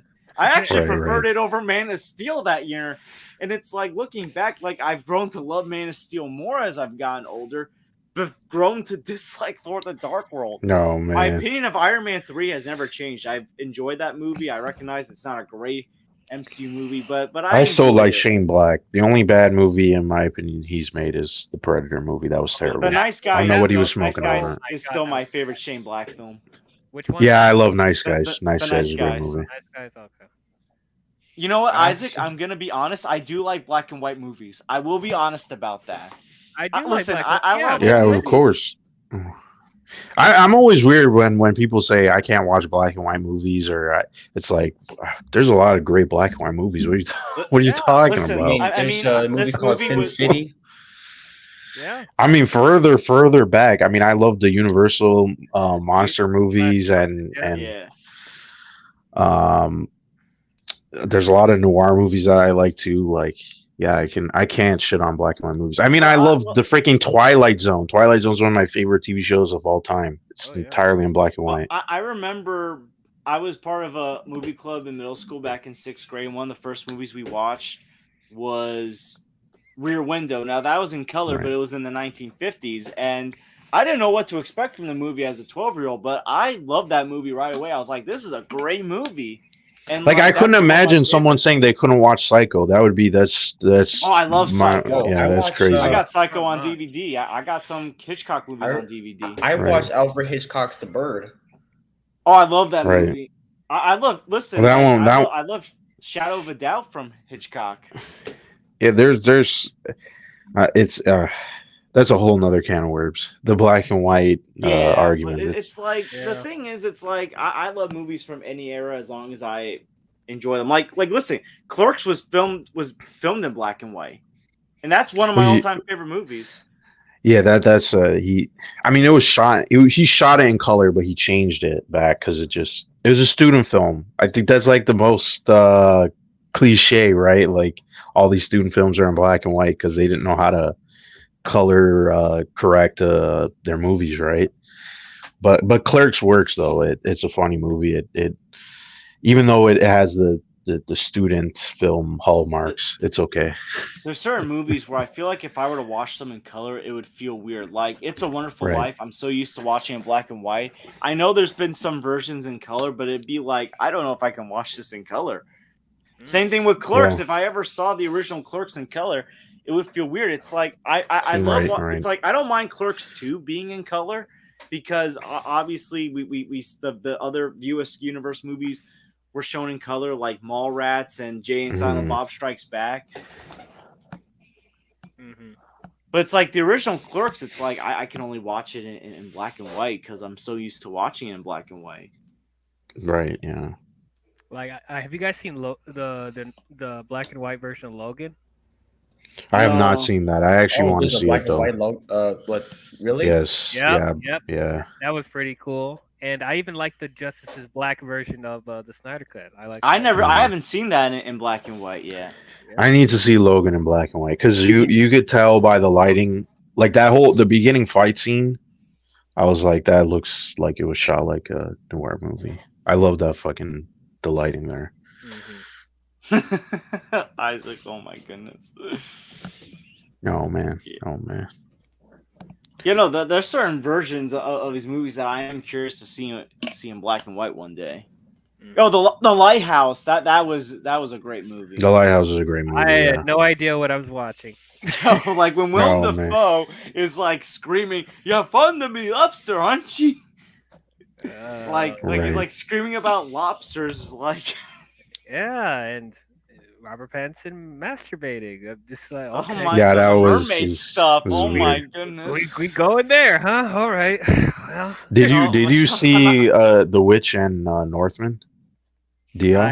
I did not see. I saw The Witch. I did not see The Northman. Okay. The Northman, if you don't want to see nobody jack off, then you definitely don't want to see the ending of The Northman. Oh, There's, wow. This there's got jerking weird. off in The Northman. No, there's not, but there's naked men, sweaty naked men fighting in a volcano. Oh wow! Oh, actually, this I don't. conversation went a that whole sounds different kinda direction. It's cool. It's actually cool, but yeah, it's a pretty good movie. All right. I will say though, like back because we went in a completely different direction. It's like I Mhm. am curious, like will like of like some of the box office of some of these movies because of not just the Flash but also Elemental. Like I'm glad to see Right, Across the right. Spider-Verse is doing very well. Transformers is doing okay, I guess. Well, Like it's not. Yeah. Yeah. But it's like Indiana Jones. I'm curious because that has a Oh, big Indiana budget. Jones is not looking good. It's not looking good. Unfortunately. Yeah. It might be another Flash, unfortunately, based It's on the just- tracking. And I bet that people are saying, "Oh, this movie's so bad." I'm like, I bet we're gonna see this movie and be like, "It's not that bad, guys. It's not awful. You guys are like, hype." Well, I'll see. I think Indiana Jones might range from it being okay to being bland, which Well, I feel like Indiana Jones that's gonna be another one on nostalgia. Like I never saw Kingdom of the Crystal Skull in theaters, so this is like I so, think. like, I'm excited they- because I I want to did. see Indy on the big screen. Yeah. But it's Oh, like you've never seen the Crystal Skull in the theaters? I wasn't into Indiana Jones Oh, okay. at that time. I was like 11, 12 years old when that film came out. I It was wasn't 8 when until that movie came out. I was obsessed wasn't with until- Indiana Jones. Until I was Yeah. 13 Oh, yeah, that I used saw to love Raiders Yeah. and fell in love with Raiders and Indiana Jones. They had these like you know how they have like these kid books? So they had like versions of the Indiana Jones movies, and I would like read them constantly. I was obsessed with Indiana Jones, insanely obsessed. Yeah, Yeah, me too. I loved it. Damn, Loved Isaac. growing up. It's yeah, just, it's weird obsession. That's why I like that movie. It's just weird. But looking back on it, you know the one thing, and this is why I'm like, Crystal Skull. Sean O'Rourke's Right. comments about Crystal Skull opened up to 69 million, and Dial of Destiny looks like it's tracking to 60 million.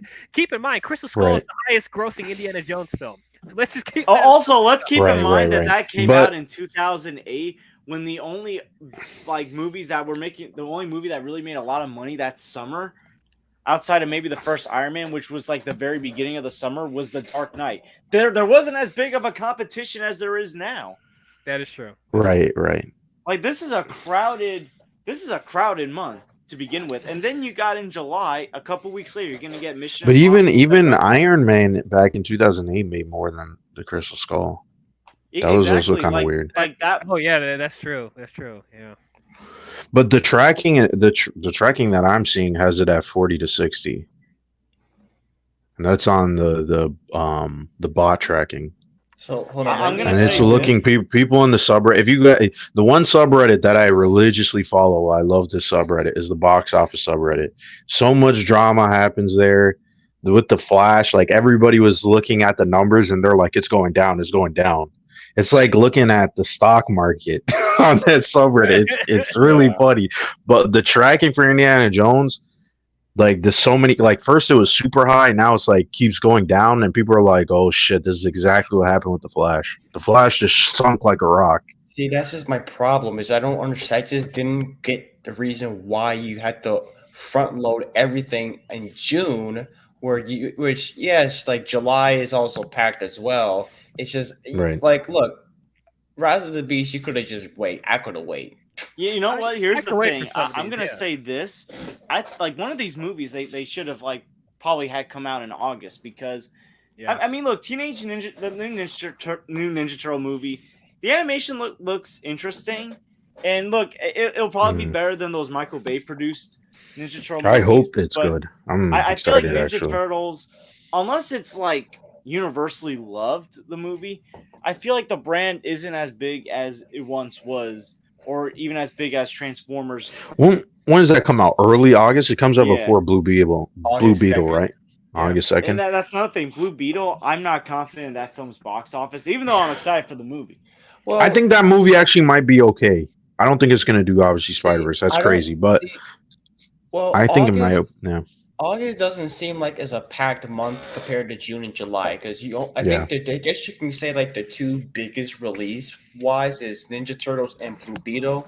Those are like the two biggest movies. I guess well, not really. I'm not gonna count Gran Turismo. I mean, I do want to see that, but That movie might do well too. I wouldn't underestimate Gran Turismo. yeah, I mean, It's that month is kind of dead. I think whatever piques anybody's the audience interest, they'll go see it because it's just a yeah. my interest too. But I think Blue Beetle would do well because I think August is a very unorthodox month to put out big budgets movies. Still, sometimes at least like. Well, Like, August, something I always thought the reason why they don't put a lot of summer movies in August was because people go back to school. Yeah. Like in the States. the- Like here in Canada, we don't go back in August, but I know in the States they do, right? Well, So the thing is, I think August is a very underrated month because if certain Yeah. movies have done very well, like Rise of the Planet of the Apes came out the first Yep. weekend of August, that did very well. The Yep. the 2016 Suicide Squad, despite the Yes. reviews, that did movie made really- 800 million. That did really Yeah. well. Guardians of the Galaxy, Guardians. that did really well. So Didn't so the Teenage Mutant Ninja Turtles of 2014 one? That didn't flop. That actually did okay, Yeah, right? that did did well. okay because it did get a sequel. It made enough money to justify a sequel. I thought was there something before Guardians of the Galaxy? Because it seemed like Guardians of the Galaxy was the one that like made that month viable. Guardians came out like the first of August, yeah, the 2014. first, but it played throughout the whole week of the whole month because there's no competition, right? Oh yeah, yeah. It was doing dominated numbers. August, Like yeah. Like again, even Guardians of the first Guardians of the Galaxy, if you do inflation, that came it out would have the made $1 billion. Oh, it came out the same year as Age of Ultron and Well, no, it was no, it 2014. came out 14, and that was 14, actually yeah. this. I think that was like the second or third highest grossing movie of 2014. The Yeah, first one, the f- which still boggles my mind, was Age The of first Extinction. one did big numbers. Like if you go, that's why I mean the one thing also people don't consider, and this is how there's a lot of trickery with these numbers, these box office numbers, is that if you really account for, Indiana Jones is doing 60 million. That's 60 million in today's currency, right? If you take 69 million from 2008, it's a lot more money. Right? It's way more. We should even do the math on the inflation because it's insane. yeah. Right? That's why I said the first Guardians, if you take that, because it only made 700, right? But if you take it and put it in inflation, that movie made $1 billion in today's current money. Right? So that's also something a lot of people are not going to the movies. That's the unfortunate part, right? Like these numbers may look big, but they're really not, right? So yeah. And I agree, Isaac. 2014 gave me some of my favorite movies that year. Not just like with like Marvel and with Guardians and Winter Soldier, but also Dawn of the Oh, I'm Planet. sorry Aaron. I'm so damn late. It's all good. You know, Aaron, you What missed is he? my you missed my basketball comparison before. What was No, that? man. I was basically saying that James Gunn could possibly be like Phil Jackson, where he did great in one job, but once he got a bigger job, he might not do as well. Well, he's only been in a Right. job for what, half a year? What? I don't know. I know that, but I'm just saying, we gotta start He's pumping not the res- brakes with James He's Gunn. not. He's not responsible for this movie flopping. No, Yeah, no, he's I'm not. not I blaming wouldn't. you. I wouldn't. I'm just yeah. saying People are- though that I like know- some I of the know, George. things that he has said, The narrative like- that he put we're- out, the we marketing gotta start- narrative. we Yeah. gotta start pumping the brakes. But you have to understand, he's promoting it. What are you supposed to not go over hype, He- not over hype? But he didn't need to say it's the Oh. best comic book movie Oh, ever come on, made. Isaac. Isaac, shut up. Oh my goodness.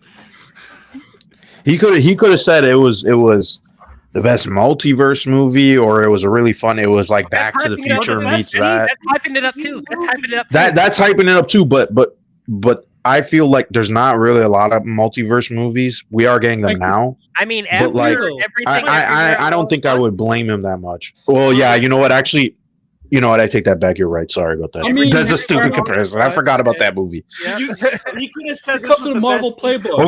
Okay, but he's okay. It can't be the overhyping. It's like that's my problem. When you put it to this crazy pedestal, right? Like saying it's the best thing ever, best comic book movie ever. Like that's such a crazy bar that I don't even think. Like, how do we even determine that? I mean, why you get? And Tom Cruise said the same thing. Oh, they all say the same stuff. Like- Yeah, what does Tom Cruise have to do with this movie I too? was like, is he in the movie? Is he a like- cameo in the background that we don't guys, know of? guys. Like, why were they using Tom Cruise to market this movie? Why were they using other celebrities too? Like, Maybe why was Tom Cruise- Stephen King? Maybe secretly he has a project. Maybe secretly signed with DC. I don't know. Because Well, those well, It was hold weird. on. It was weird. because Hold those on. celebrities Stephen have King nothing has to ties. lose. Listen, Stephen King has ties to Warner Brothers. Who made his Exactly. It movie?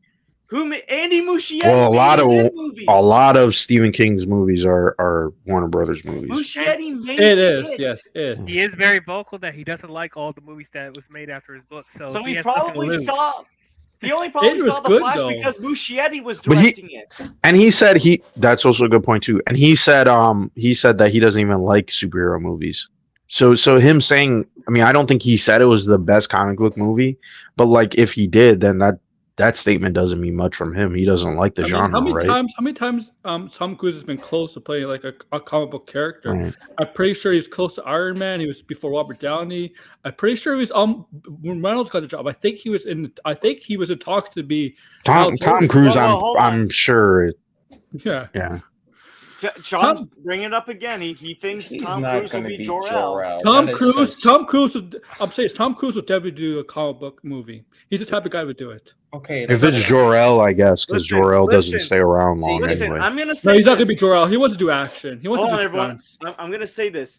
If Tom Cruise plays Jor-El, we see it was right here first. Tom Okay, Cruise go wants to to. my stream. Sean is saying it right here. Screenshot this. Sean O'Rourke is saying it As- right here. If Jor-El could do, Oh, boy. Jor-El does stunts, yeah, because Tom Cruise wants to do stunts. Well, Jor-El probably might not. I mean, well, we don't even know to the extent of how much he's going to be in the movie. We just know it's going to be movies about the father-son relationship, right? Even though it's past the origin story, right? Because James Gunn said that. Yeah. So If Tom Cruise plays any DC character, I bet you he tried to do like his own stunts to be like, I'm gonna go to space for real. Yeah. He'll be well, a like lot of Bill- people like him as Hal Jordan. I wouldn't mind seeing that. It sounds interesting. I'm gonna wear a Green Lantern suit and actually fly to space with no helmet. But Yes. but Hal Jordan probably will be in the TV show. So He is. guess that I doesn't think he make is in a And I TV was show. on that That's what they stream, said. Sean. I think I was on that stream when you said James Gunn was going to be studio head. It was on Max's stream, so like he said it there, and he was right. So we will see if James Gunn. I think James Gunn needs to go into hiding right now until that. I just don't That's what I see. I think. just don't see Tom Cruise. I don't know. Tom Cruise doesn't. I don't know. Given the fact, like, watching like the Mission Impossible movies and the other previous ones, I just don't think he's the kind of person that would be in the comic book movie like Marvel. Oh, or he DC. definitely You know, is. you know, you know. He Did definitely you think that is. he was He's, going to be in the Dark Universe? Did you think? Oh Yeah. yeah, that He's I definitely- forgot he's- about that. he's definitely the type to do a comic book movie. But He's but not- he hasn't done one though. That's He that's was the part close. that's weird.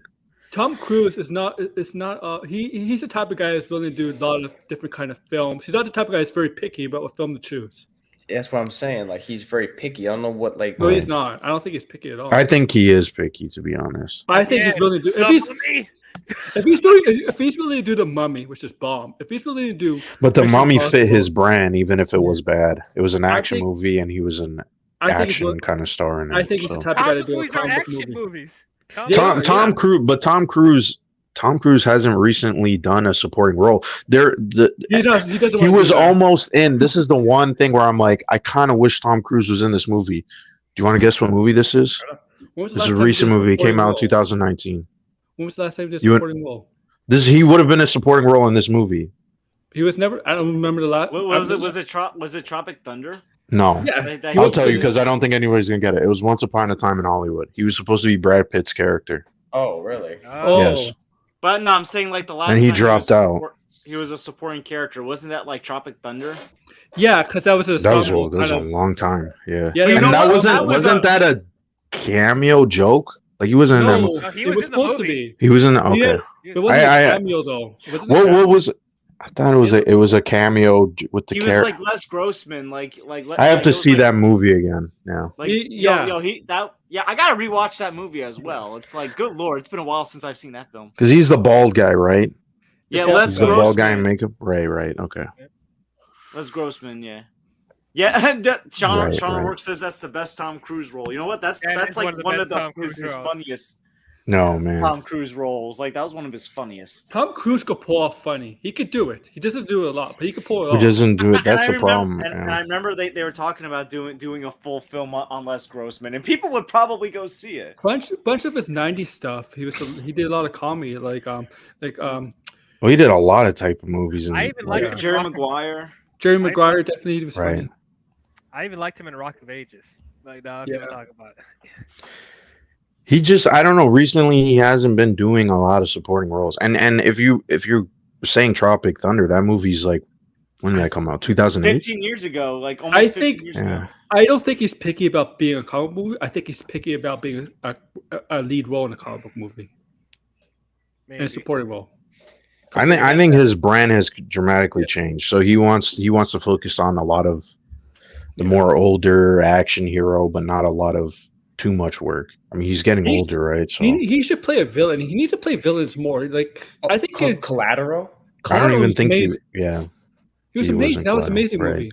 I think That he was could do a amazing. villain. Oh, that was a great movie. But does he I- want to do a villain? That's what I'm saying. It's the more the problem is, does he want to? I can't really That's see. true. That's true. You, It's I, like I don't know if I have him Hal Jordan though because he's almost 60 years old. I think he's already Yeah. 60 years old. So I don't. If you're talking about look- long yeah. term, yeah, that's a long term. I don't even think Hall Jordan's going to be there long term anyway. But yeah, I don't. Tom Cruise. You know- is you know It's what? probably not going to work. You know what would have been a big, you know what would have been a stretch if they're saying people that saw the movie liked it. If they said Christopher Nolan. what about Nolan? Wait, What If, Say if, that they- again? if anyone said, oh, Christopher Nolan saw The Flash and said it was one of the best movies he ever saw. Okay. Oh, people will go see it. Oh. like, Bro, like, no, that's then people will know there's something off happening because Okay, if Nolan would say so, if liked would be like one of the best, if it's coming from Nolan and it's the same movie with all the eating all the food and stuff. oh my Let's God. also keep in mind. Let's also keep in mind that he, Oh, that man. he strongly defended Man of Steel. Let's also keep that in mind. Yes. that- Oh yeah, and he Well, told picked he Snyder. told He he worked told on Zack it. Snyder to not watch the Joss Whedon cut. he picked. He said it was that didn't he- bad. Didn't he recommend that Snyder directed Man of Steel? Yes, he did. Yeah. basically- He specifically picked. He picked Zack him. Snyder. Yep. He did. Yeah. People call him the best I- filmmaker of all time, huh? One of the best filmmakers of all time. Huh?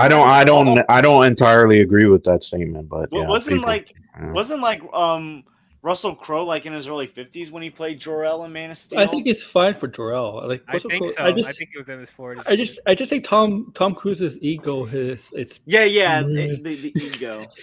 like, I he just wants to I do don't even stunts. know. I kind of see like why he would like. Yes, they always get a prestigious kind of not a prestigious actor to play Jor-El. I kind of get that, but like I don't know. It would. I feel like the other ones worked right. Well, if when I'm trying to see Tom Cruise as Jor-El, like it would actually take me out of the role. I think it's just like Tom Cruise is like he's like when you see him, he's so big Tom- that you don't even see him as a different character. Right, and No, that's a Tom- problem that a lot of casting directors have. Right. Look, Tom Cruise he's versatile. He can do a lot of things, but if you really look at his career, he's mostly an action star. He likes to do action movies, and that's why I don't think the role of Jor-El will fit him. I think he wants to do something that wants to like has a lot of stunts because he wants to do stuff like that. He And wants you to be a just see hero. Tom Cruise. You just see Yeah. Tom Cruise, right? Because Yeah. the role's not overboard. Like Jor-El is he's his own character, right? So You have to I find don't know- a I don't hero. know. You have to find You- a hero that's kind of like Tom Cruise. well, they're obviously going to get a big actor for him, right? That's kind of a given. They already done that, so I don't know. We'll have to see. I mean, I don't even really want to hear anything about Superman Legacy until I see a trailer. To be honest, yeah, that's- right. You're gonna hear casting. You're gonna hear. Well, you're gonna wait a year. well, I know I'm going to hear all this stuff, but it's like I don't want to hear nobody hype up that You know they movie. got Like 2 weeks. they just spent the how many years hyping up the Flash? They got Like, can we 2 just weeks like on sit it. down and Right. relax? I don't want to hear any people wanted to like know information about the movie coming out. Like, can I want to go into the movie blind. Right. I don't want to It's hear not all gonna these happen. dumbass scoops and stuff. Like, Yeah, I'm sick of it. Yeah. Well, They don't I have mean, well, They're gonna anything. do it to death. They're gonna. well, I do it mean, to death we with know Superman. we know what scoopers not to believe at this point. Well, I still think DC should just go away. Just go away for delay Superman, maybe until 2026. Okay, and have like 2 year That actually break. may happen. That may happen. Well, I think they should do that. And Joker, to be honest, I would move up Joker. Why is Joker coming out in late 2024? Move it up. It's the only Well, piece see, of that- movie that's they have another that case year. that- Why is Joker 2 even coming out at all? I agree, but people loved it. It made $1 billion. I guess you got to make it move it up, and everything else that's not DC. Later, Sean. Even the hey, Batman. Sean, take care, man. Thanks for tuning in.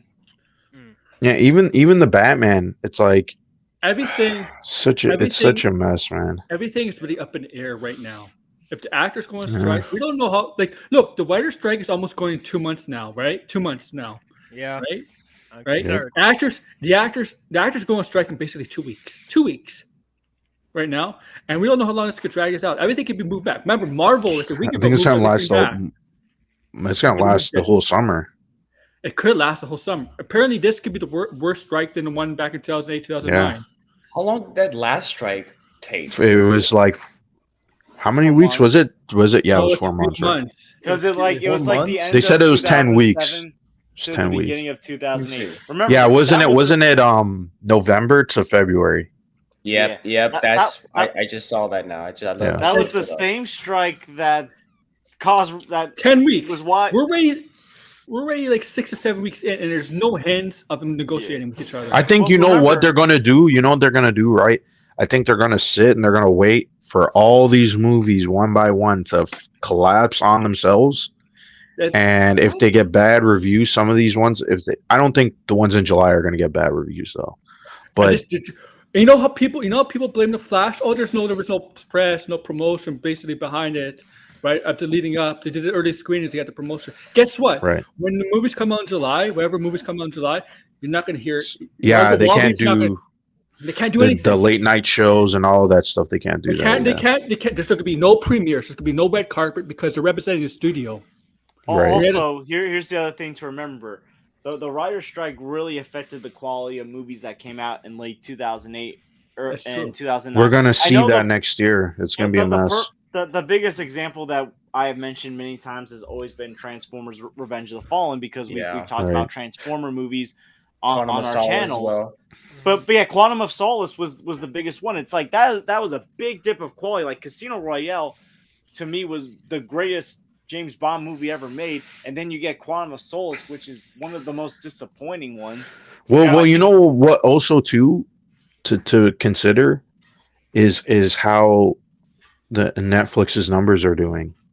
Yeah, that's a classic. That's gonna because they're the ones that are holding out everybody. They're the ones just waiting. That's the thing. The last time we didn't have Netflix making all these movies, like they were just like they were streaming like, was just fresh. streaming was just beginning, like in early stages. Because apparently, all the other studios are willing to make some kind of compromise, but Netflix is not moving the needle. But Netflix is the one that desperately needs a deal because they're. Well, I don't think the deal does them any good because the deal is asking for residuals of these streaming shows, right? So it's like if the reason why they're not budging, and this is just a theory, right, is the fact that if they do accept, it would kill Netflix. Like their whole business model will crumble. So that's why they're holding out, because they're like, you're gonna essentially kill the whole streaming game, right? Oh, and Netflix goes under, like what's gonna happen? Netflix has done that themselves. No, but that's their whole business model. That's what Hollywood is chasing. Hollywood, the biggest, I think the stupidest thing ever is the streaming service thing. Like every single studio has to have one. Like it's like when the studios, and this is obviously a long time ago, right?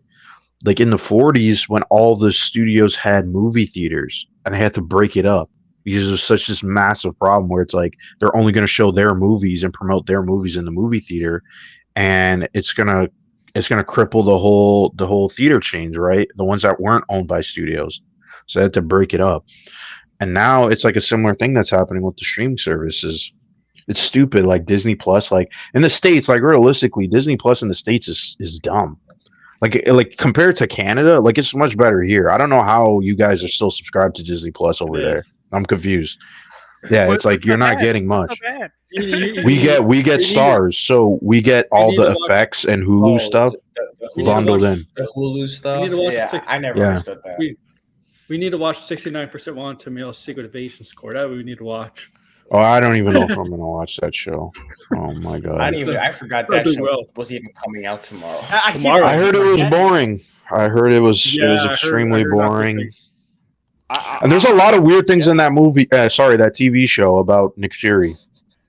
Strange lines about Nick Fury. Very weird. See, Nick Fury calls himself a racial slur. I don't know what's going on. What? Watch the TV show. Watch the TV show. It's weird. You know he's not in a Quentin Tarantino film, right? Because Samuel Jackson Tarantino film. This is why the one with Channing Tatum, Kurt Russell, Walter Goggins. What's it called? What are you talking about? Quentin Tarantino. He did a film with Samuel Jackson, Channing Tatum. Oh, you're talking about Hateful Eight. And also he did he do Django Unchained too? Yeah, Django Unchained. Yeah. Kept saying the N-word over and over and over and over. I'm like, okay. No. This is different though. This is different. I get what you're trying to say, but this is a Marvel TV show, and the term that is used is weird because people don't know that's a racial slur. And he just wait for the scene. It's a really weird scene. I don't know I don't know who was. The writers do know because that's the part of the scene. He says he calls himself a racial slur, and then Maria Hill says you can't say that, and he says no, you can't say that. I can say that. Oh my god! Just wait and see it because I want to see the context of this scene too. But that's how it plays out verbatim. This is why. We were talking about it. It's all over. It's in a bunch of reviews and stuff. People were talking about it. I didn't see shit about it. I forgot that shit was coming. Yeah, I seen a couple of reviews and they talked about it. You're just giving a Phantom Mass ammo right there. Oh yeah, they're gonna talk about that scene, but it's a weird scene. I don't really understand. Like I said, it's a very obscure slur. I don't even like. It's a term where it's like I've never even heard this term. I had to Google it.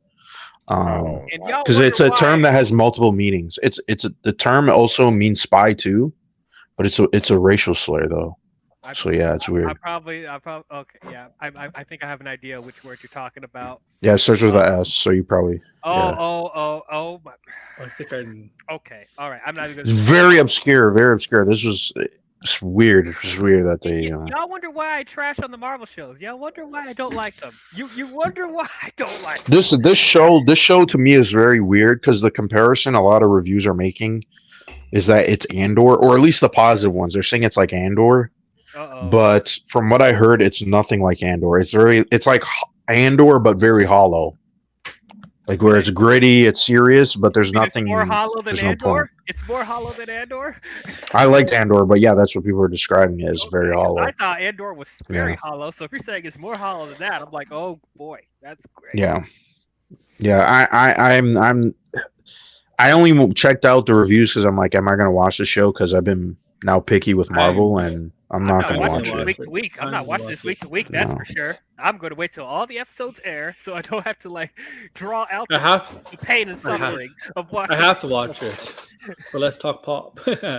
I'm not gonna rush to watch it like I used to. Like I no longer rush to watch a lot of these shows like I once used to. Like first of all, my time like as Secret Invasion goes on, my time during the day is gonna be limited.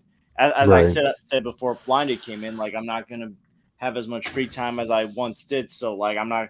So like It's probably not even really going to be worth watching, to be honest. I don't think it's going to be worth watching for a lot of people. Well, It doesn't bring anything really to the table, at least so far. At least in there's 6 episodes. Right. It It's could 6 change. episodes, It so could change in the next 4. It could change. But yeah, 6 I episodes, just, yeah. I never really. I mean- it's just. I just forget that it's even coming out. I saw like the trailer. There's Yeah. like, okay, I mean- it's fine, but I just. This is the first Marvel show in almost a year. Oh, I mean, Well, whatever. speaking of Marvel, my Mhm. my friend Sal did ask at the beginning what we thought about like Hall H not having Marvel. So while we're on the topic of Marvel, Oh like, yes. what are our thoughts of like no Marvel presence? this I year? know what's happening. that's fine. There's nothing to show. And it's not just Marvel. Not just Marvel. It's also Universal and HBO. Yeah. Right? Yeah. It's the strike. They can't show anything. There's nothing to There's show. no point. If the actors go on strike, what's the point? They're not going to Yeah. on stage. Yeah, and Exactly. especially after Phase 4 has been shoving so many projects down our throats, I'm like, okay, I could take a little break from it. It's fine. Yeah. They Well, just I- delayed their whole slate. Why I do they think- have to announce more Yeah. movies? I Stupid. think a big sign of it was that blind, and when they announced the moving the date like a week or two Yeah. ago, I think that's a big sign they're not showing up at San Diego. Exactly. It's people. Were people? I didn't see the tweets. Were people surprised by this? Because it felt like it just like this should have been a no I don't brainer. think some people I had don't a realize what's feeling. going on.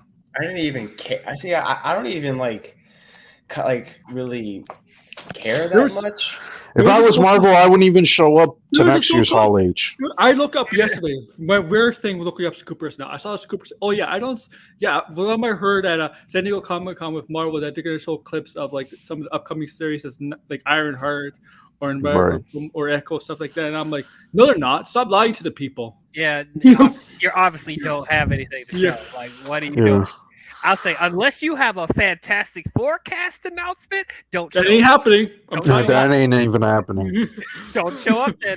Like, if it's not as newsworthy as that, like, no, don't. If the actors go on strike, they can't even do that, right? 'Cause they can't Well, isn't that movie also having some problems?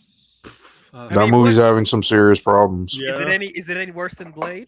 blinded. Every Not Marvel movie worse has than problems. not. I don't know if it's worse than Blade. Blade had so many different rewrites. It seems like this movie's going to be extremely expensive. I just think Kevin Feige. I just think the people at Marvel they just all this planning. Like okay, like last year when they had their Comic-Con, like all this Mhm. announcing and stuff. Like okay, it was cool at first. Once we first hear all the announcements. Now it's just like, can you just do this like one at a time? Right. Well, here's the thing. I feel like this kind of goes back to when they fired James Gunn, because James Gunn was supposed to play a big role in the next saga of the MCU, but then what happened? He got fired. Guardians got Volume fired. 3 was supposed to kickstart Phase 4. It was supposed to kickstart the next saga, but then it got delayed. I'm still shocked that they said. Did you hear what they said about Jonathan Majors? About when What? they saw his performance in Loki, that they decided to go with Kang Dynasty and make him the Thanos of the multiverse saga. I Wait, thought it was that's the No, plan I, the yeah, whole I time. think we've talked about that. I don't the know reason- who said that quote, but that was said. I thought that I was thought that- insanely stupid. I thought that was the plan the whole time. That was not the plan the entire time. No, Wait. They let an audience. they never. I don't know what the original plan was, but they said that was not the original plan. So what you're saying is, if that's the case, that they saw Loki and Kang and was like, we're going to make him the big baddie of the MCU. Does Mhm. that mean they retroactively shoved Kang in Quantumania because of that? I would assume Yeah. so. Yes, I would assume they didn't say that because I bet that would look bad. But I assume that's what why happened. That's why they changed Doctor Strange to a multiverse thing to add in the multiverse stuff. It's supposed to not be Right. a multiverse movie. It's supposed to be a nightmare to villain. They did a lot of they changed how to fly Marvel. That movie, and yes, that movie had extreme yeah. rewrites, like really bad rewrites, to the point then, where it like, actually bothers some of the actors. America Elizabeth Chavez Olsen actress. like, made a comment. Yeah, Elizabeth Olsen said that the movie was written so constantly to the point where she didn't even want to read the script. She just said, "Give me my lines when I show up." Oh wow. Yeah, Yeah, that's why she's sick of Marvel right now. If you hear her in interviews, like it sounds like she's done with Marvel, but she's like, "Oh no, I'll show up when I'm ready." Sounds like she's just fed up with them, to be honest. You know, I'd say it's just feel like it's just more the entirety of at Marvel Place. You feel like it's just made by a committee. It's a mess. Yep. Which that's how it's crazy. If you do this is what I'm saying. Someone needs to make a documentary on Marvel Studios, because if you go back and you look, this committee thing has always been there. This problem with this committee, that it's first it was with all the the Marvel executives and the Marvel creatives, and they would butt heads when they were making Iron Man and Captain America and Thor. They had massive problems making those movies, and they turned out okay. But now they keep going, and it's been 15, almost 20 years making this stuff, and they still have the same problems. They never ironed it out, right? And it's a mess. Documentary. That's why they'll never do a documentary, because they know behind the scenes it's a shit show. Someone needs to write a book about this. Jon Favreau was supposed to direct not Iron Man, the first of the Avengers movies. He was supposed to direct that movie, and that's why I think he never returned to Marvel, because they had a massive falling out. Jon Yeah. Favreau directed Avengers. Well, like, He was supposed to, yeah. I see. well, he'll return as Happy, but notice how like most of his appearances as Happy were in the Wow. Spider-Man movies, not even in like the Right. Disney. Yeah, the Marvel Sony movies, right. Yeah. See, I just think like like this is a bit of a hot take. This is why I don't mind cinematic universes. I am a fan of universe movies, but I feel like when it comes to Marvel, it's just like it's always like if you want like a different like a TV show, it's always the MCU. Like anything that is like it's almost like every piece of media has to be connected. Like you can't. So this is why I like DC a little bit more, because you can get stuff like other animated shows, like the Batman animated series or whatever, like Young Justice or whatever. And yes, you do have Right. the DCEU, like well, it's ending, but you do have that universe running concurrently. And you have Mhm. Elseworlds like the Batman and Sure. Joker. Right. See, and also, I mean, technically, you can say that we are still getting non-MC, where we start getting non-MCU films like Spider-Verse, and it's like what I'm saying. If Disney Right. would have got Spider-Man, we would never get Spider-Verse. I'm just saying, Sony. Yeah, that's a Sony- good point. That's a very good Sony point. has a lot of Sony does stupid things, but they come out with good movies still. So as long as you get good filmmakers, and I feel like Right. DC is not as like clutch, like handcuffed to a certain just one franchise that is what has their characters in there, instead of just like, oh yeah, this is just the forever iteration of Batman or whatever. It just feel like they're not as strapped in as Marvel was. Right. Well, also too, you're talking about the strapped the interconnected stuff and how you didn't like it. But it's kind of funny because the problems with the MCU originally was the fact that they didn't know what they were doing. Yeah. Like they had the idea because they announced the Avengers in all the movies, right? Like they even announced, because I was like starting to go back and look at the stuff. They announced the Nick Fury movie that never happened, right? Yeah. This is supposed to be part of the first phase, right? Mhm. And when you go back and you look behind the scenes of what was happening, the whole post credit scene of the Hulk, they didn't know what to do there. They just made they improv'd it, right? Oh, okay. Right, because think about it, that scene doesn't actually make sense now, right? Like, why is Tony Stark going to Ross telling him he's making the Avengers? Oh, Right. Yeah. Well, Yeah. Right. also, I remember they were like Black Widow was like rumored for a long time before it ultimately became a Right. movie. And they in just Phase jammed 4. her into Iron Well, Man too, also, because like, Iron Man 2 was a mess. I remember like they wanted to do a movie on War Machine, which became like Armor Wars, which was supposed to be a Mhm. show, but then became a movie. They've been Right, so yeah. like a lot of their plans like were even before they wanted to do this damn multiverse saga. Even before Infinity War was a thing. They should never even done a multiverse saga anyway. This should just No, they been should never done Yeah. that. Yeah. a regular thing. Like, Well, I think it's probably the thing is, maybe in some ways it is good for them because this may be the only leg that they have left. Right, You know they what? still got a few tricks up their sleeve, and then once that's done, I don't see Marvel, and unfortunately, I don't see DC too being very successful. I think DC is not gonna ever rebound, if I'm gonna be honest, unless it's Batman. I think they can, because like I especially can't see it. with I think especially with James Gunn behind it, who we know is not afraid to do niche projects and niche characters and make them household names. We've seen it done before, so I think he's a perfect person to rejuvenate DC. In ways I think if I said that before, but think about this, right? Not from a creative perspective. I agree with you from a creative perspective, right? But DC can't even make a Flash movie successful. well, keep in mind that was a product made during the older Right. regime that didn't know what I get to do with the DC. they're struggling with their core characters. We still have not gotten a Green Lantern movie. That's a core DC character, right? We'll see with Superman. Superman will probably be successful, right? We haven't heard anything about Wonder Woman. Wonder Woman is another character that just did amazingly well, and then it crashed and burned because of the pandemic and all these different things. But DC is struggling with their core characters. That's the part that I think is a lot more worrying. also, Where it's like with James Gunn hasn't really worked with the core character. We with also have the to Flash consider that movie. too.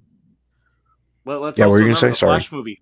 Who was heavily marketed in the Flash movie? Batman. Both versions of Right. Batman were heavily marketed, and we know Batman will do well regardless of whatever. And if people wouldn't go see the movie just to see Batman, yikes! I think Right. Right. DC can rebound, but I think they need to be smart because It's gonna take a long time. Well, they Yeah, have to be like, patient. They have to be you patient. need to be patient. You got to be cautious. You got to be smart. I would have no problem if they decide to delay Superman Legacy to 2026.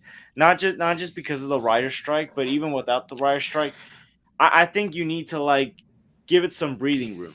But then what about Brave and the Bold 2? That's another thing I think that they should be concerned about. Well, that should be another one that I think they should wait on because you got the Batman Part 2 coming out in Right. 2025. Like, here's the thing: we still got DC movies coming out. They're just not going to be DCEU or DCU movies. Like Right. 2024, we got Joker, and that's one of the few movies that is not going to be affected by the writer's strike because that movie actually wrapped up filming right when the writer's strike ended. And then you got the Right. Batman Part 2 for 2025. So, But if those movies come out and they're not DCU movies and they're let's say Batman does more than the first one and the Joker makes $1 billion again, shouldn't James Gunn be concerned? Because I think he should be concerned because those movies are nothing like what he's planning. Right? Mhm. Well, so isn't that going to create brand confusion? Well, no, because No. he specifically. Well, this is why I have a lot of faith in James Gunn, because Mm, right when he came in, he did something that the older regime didn't even think about doing, and they should have done. Is he is going to make specific, specific what am I trying to say? He's going to make specific brands for certain DC films. He went out right. there and said that the Batman and Joker is its own thing. It's going to be called Elseworlds, and our stuff, like the main universe, is going to be DCU. So he already understands. That's why I have more faith in James Gunn, because he came into this understanding that the structure of DC is a mess. And for him to Right. immediately make that clear to the audience, and to that shows me that, like, he actually has a coherent vision. So- He actually has an understanding of these characters somewhat. Even So when what would happen? What would happen, right? Because this is a hypothetical, right? Because who knows what's happening with this movie? The J.J. Abrams Superman movie is still in development For some Okay. reason. for some reason. Let's say it has a very similar tone to the Batman, Mm. and that movie is more successful at the box office than his Superman. Then what? The Batman, the Joker 2, and J.J. Abrams' serious Superman, the Black Superman, right? Those movies are more successful than James Gunn's DCU. Then what? Well, honestly, I really okay. Not to be crude or anything. Right, right. Trying to be funny, but like I don't think the studios and James Gunn should be worried about having a dick measuring contest. As long as- But As it's not long even as- about a dick measuring a contest in the sense that the audience prefers one over the other. I think as long as the movie itself is financially successful and is critically received positively, they Mm. won't care if the other movies made more money. As long as that movie itself made the money that they want it to, they won't care if the other films make more money. I They can won't see. care. You know what? I can see them do this. Okay, so since James Gunn is basically branding like, okay, so you get the DCU, you get DC Elseworlds. Do Right. like so? Joker was. I think there was a brand called DC Black. Right, right. Make a logo for DC Black or DC Elseworlds. Black Then label. people will know, Mhm. can tell the difference. Then you get something like the DCU be DC Studios. That's something that's Have like a Yeah. different intro and different. yeah. Right. It's just something I wanted to ask and see because I haven't seen that being put out there, and I thought, what would happen in that scenario, right? Because I think I don't. To be honest, if I was David Zaslav and I saw that, I would say, well, the thing that you're creating here that's not doing great, it's not doing big numbers like this other stuff, right? I mean, That's under the same brand. I mean, do also see- to your point. I'm sorry, this one thing. To your point that you that, like, if you see this one version of the character making more money than like your main universe, whatever. Also keep in Right. mind that that Joker made $1 billion, but that didn't stop the Batman from having the Joker in their universe, right? And I'm pretty sure Right. he's going to show up again. So once again, I think it's all about. It's not about if Superman Legacy is the most financially successful Superman film of all time. They're just concerned about Well- if people actually like the film and if the movie makes have good box office. Like Right. if J.J. Abrams' Superman made 1.2 million, $1.5 billion, and Right. then Superman Legacy just made $1.2 billion, they're not going to sweat at that. Right. I wouldn't like I meant more so the Batman 2 makes 800 and you have Brave and the Bold and that only makes maybe 500 million, right? Like I would say and then you have Superman, the JJ Abrams maybe makes I don't know, it makes 600 and then Superman Legacy maybe only makes 400. Random numbers I'm throwing out. But like there's a disparity there, right? There is. That's what I'm trying to right. To your argument about the JJ one, that would be something I would like raise my eyebrow a little bit. Right. Because, like That's with why it's that- hypothetical, but yeah. with Batman, with the Batman, I think it's expected for Robert Pattinson's movie to make more money because he already had a first film that a lot of people liked, and so the Right. trust with the audience is already there. So more people are going to see the second film. While Brave and the Bold, they're once again establishing a new New one. Batman, and so you're already going to feel there's going to be some people that's going to feel a little bit fatigued because we already got another Batman. So they have to start earning the trust from the fans as far as the universe Batman. So I think they should just get rid of Matt Reeves' Batman. I think the Brave and the Bold would do much better if there was no Matt Reeves Batman, because I don't see how that movie's gonna top what he's doing.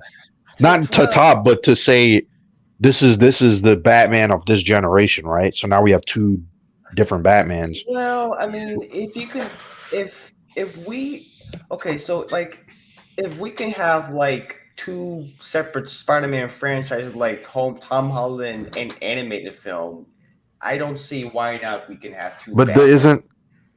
But here's the thing with that one. I don't really agree with that because one is animated, one is live action, and one has Peter and one has Miles. This is a different scenario where you have two Batmen. They are both Bruce Wayne and they're both live action. And and the thing is, what is the tone of Brave and the Bold?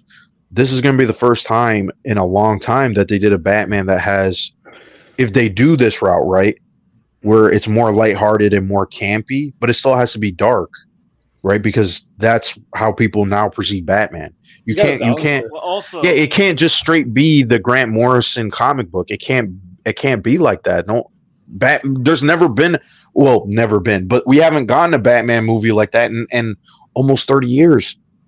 I think it will still be. I still think it will be dark because Damian Wayne's in there. So I don't think they're going to be all silly with it. But what I think will make it different from Matt Reeves' Batman, which is once again I said on my stream yesterday, is that and why I appreciate what Andy Muschietti did with both versions of Batman in The Flash is that it is leaning more towards the comic booky nature of Batman. It's not afraid to be. It's not afraid to be a little bit over the top. They're not afraid to show Batman doing these flips and all that stuff, having over the top weapons and stuff like that. It's like he can still have a dark and grounded like tone and personality, but as far as them embracing the comic book supernatural elements that Batman had in the comics. That's what Brave and the Bold is hopefully going to differentiate. Well, also, League of Assassins could fit into that. Yes. Let's be mindful. This is the first time we're getting Robin since Batman and Robin. So, it's the first time we get Robin since Joseph Gordon-Levitt. I'm kidding, guys. I want to actually say this. Like, since like George Clooney was at the end of The Flash, so in George Clooney's universe, did he like say to Superman, "Tell me, do you bleed?" Or like, why did you say that name? Like, cause you know how he's like, "Hi, Freeze, I'm Batman." You know, Batman Robin. Superman is in that universe. This is why Superman works alone.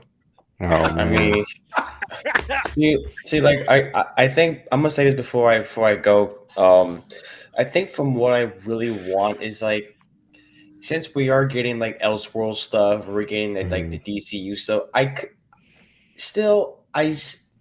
it comes to Marvel, I want them to do something more than just the MCU. I want them to have more animated films. Like, you're under Disney, you can have like Marvel animated films under Disney and stuff, and like that is not like TV shows and stuff. Like, we could have got more of that. And then you have DC, which their animated stuff is great.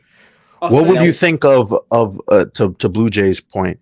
What would you think? Because we were just talking about Pixar. What would you think if Pixar went to Marvel and said, "We'll help you make a movie that is connected with the MCU"? What would you think about that? Out of curiosity, that's an interesting thing, but I don't really. I can see. Well, they're in a dire position, Pixar, right? Let's say they just. Well, I can see Pixar doing a Marvel. I can see maybe a completely separate film, like separate from the universe type film. If it's like if they make a movie based under more obscure characters, I guess, like nobody in the world fucking knows, like Big Hero 6, right, something like that. because I think that if Pixar and Marvel is doing, I feel, better than Pixar, right? But if they want to revigorate their brand, I don't see why they can't team up. I think that would actually be very interesting. Like that would actually make people go out and want to watch it. Like you'd have two different audiences kind of collide. And if the movie's good, then people would, it would do pretty well, right? So Yeah, but that's just what I really just a what want. if. I want Marvel. I mean, in terms of like the animation and stuff, like Marvel is kind of lacking at that point, and DC's doing still doing animation stuff as far as I'm concerned, and I want to see them do more um theatrical stuff. I like Super Pets, but I think Super Pets is more of a it's more made for a younger demographic, but I it's still haven't seen it. something that is more. It's a good movie. It was cute, but I think they need something that's more on levels of like Phantasm, something Right. like that. Oh yeah, Mask of the Phantasm is phenomenal. Yeah, so that's kind of like what I want in terms of like the Elseworld stuff. Like I'm still like on board whatever the DCU stuff, like the James Gunn stuff. So that's all I wanted. So yeah, I'm gonna head out, you guys. All right, do you got Right. any videos or streams coming up, Blue Jay? Take Because care, I'm man. gonna put your channel in the. Not at the moment. Probably, I think my next spoiler stream will probably be for Mission Impossible: Dead Reckoning, and I'll probably do a tier list or whatever. I don't know. I'm not planning at this point, so I'm just really tired. But yeah, no, subscribe to Blue Jay, guys. Blue Jay makes some great streams. He makes some great tier list streams, some great ranking streams. So subscribe to Blue Jay, guys, and thank you, Blue Jay, for joining in. No problem, no problem. So yeah, I'm gonna head to bed, and I'll catch y'all next time. Take care. care. All right. See ya. See ya. Take it easy, you guys. Yeah, I'll probably go for like another like 10 minutes or so, but yeah, no, like I mean, in regards to DC, like obviously there's got to be a lot of caution going forward. Yeah. Right. Yeah.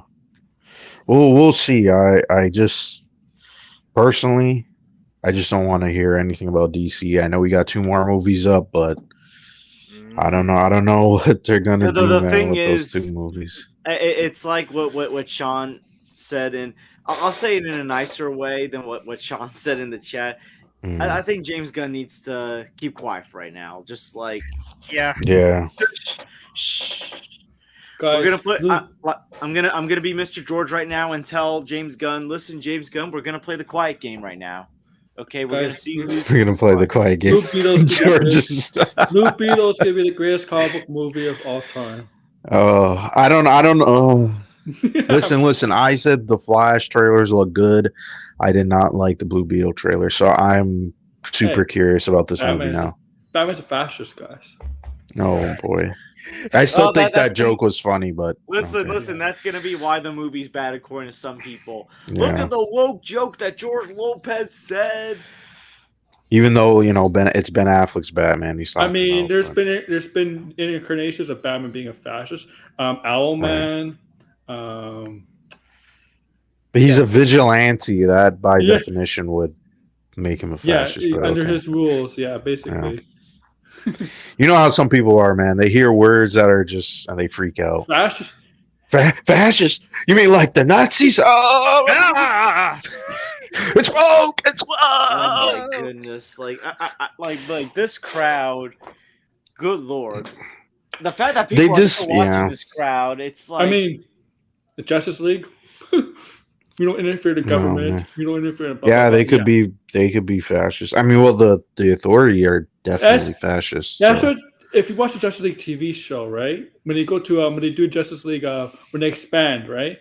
With Right. all the added heroes. There's a storyline was Cadmus and Amanda Waller and Lex Luthor afraid of the Justice League. They're afraid the Justice League could eventually take over, right? Right. Right. Well, remember that like that was like they did it. They had a 2-episode multiverse thing where the Justice League become the Justice Lords because they killed Lex Luthor as president. Yeah. So. So like Yeah, that's yeah. always been like a theme in any DC media. Well, okay. Let's. It's now that the Flash, okay, it did whatever. What would you do with Blue Beat? Would okay, I shouldn't frame it like that, but Just release it. would if they came out and said we're gonna can these movies, would you be upset? Yes. You'd be upset. Yeah. You're gonna have a whole country be upset. Brazil. Canning, even though they're like these movies. Trust me, they were bottom of the barrel. They were the worst comic book movies. We had to trash them. If it's that, then I have to be consistent because I said the same thing about Batgirl. If they don't have any faith in those movies, then yeah, don't release them. Probably Right. the only one I'll be like personally salty about is Blue Beetle. Because I love that casting that they have. He was my fan casting for years, and I can't believe they actually got him to play Blue Beetle. So I want to support the movie for him. But once again, if they don't have faith in this movie, if they think it sucks, if it's like Batgirl level bad, then no, don't release it. Don't release Right. it. Oh, Because I can only imagine if the Flash, if some people are lukewarm on the Flash, I'm curious how bad was I Batgirl. just Aquaman 2 is Well, not being I'm gonna be canceled. honest. Blue Beetle, like I still want to see Blue Beetle. Aquaman Mm. 2 is the one that I'm just like I don't know because they're doing all these reshoots. I'm hearing That some- movie is not doing very well. It's like to me that's the one where I'm like I want to see it, but at the same time, if it gets canceled, it's not the end of the world. So, there is someone who is not they're not a scooper, okay? And this person was talking about that they went to a test screening and they said that they saw one of the Aquaman. worst movies they've ever seen. And the thing is, the puzzling together, the test screenings and everything, I think the person was referring to Aquaman 2. There's just so many things. There's evidence. I've talked about this too. Like every time I say this, people go, "What the fuck are you talking about?" The Johnny Depp trial, right? In the goddamn courtroom, they were talking about how the movie was bad. They were Yeah. trying to fix the movie, okay? And they were like, "This is this." Yes. They were trying. So it's like, okay, this movie is allegedly one of the worst DCU movies, which is already hard to comprehend, right? Yeah. It's such a tonally a mess. The shooting and everything. They Amber Heard is barely in the movie, right? And I think that's one of the reasons why the movie's so bad is because now they have to fill that role, and so this is why I think they're doing all this reshoots because they don't know what to do with this movie, and I think they're eventually going to dump it.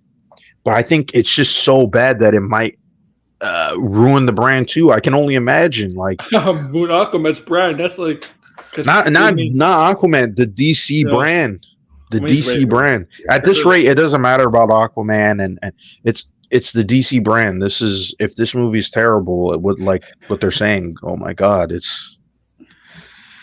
As far as money. movies in July, I think Mission Impossible will probably will do well. I think Mission Impossible and I'm Barbie. curious. It's Oppenheimer and Barbie. I'm curious about. I will say this: Oppenheimer.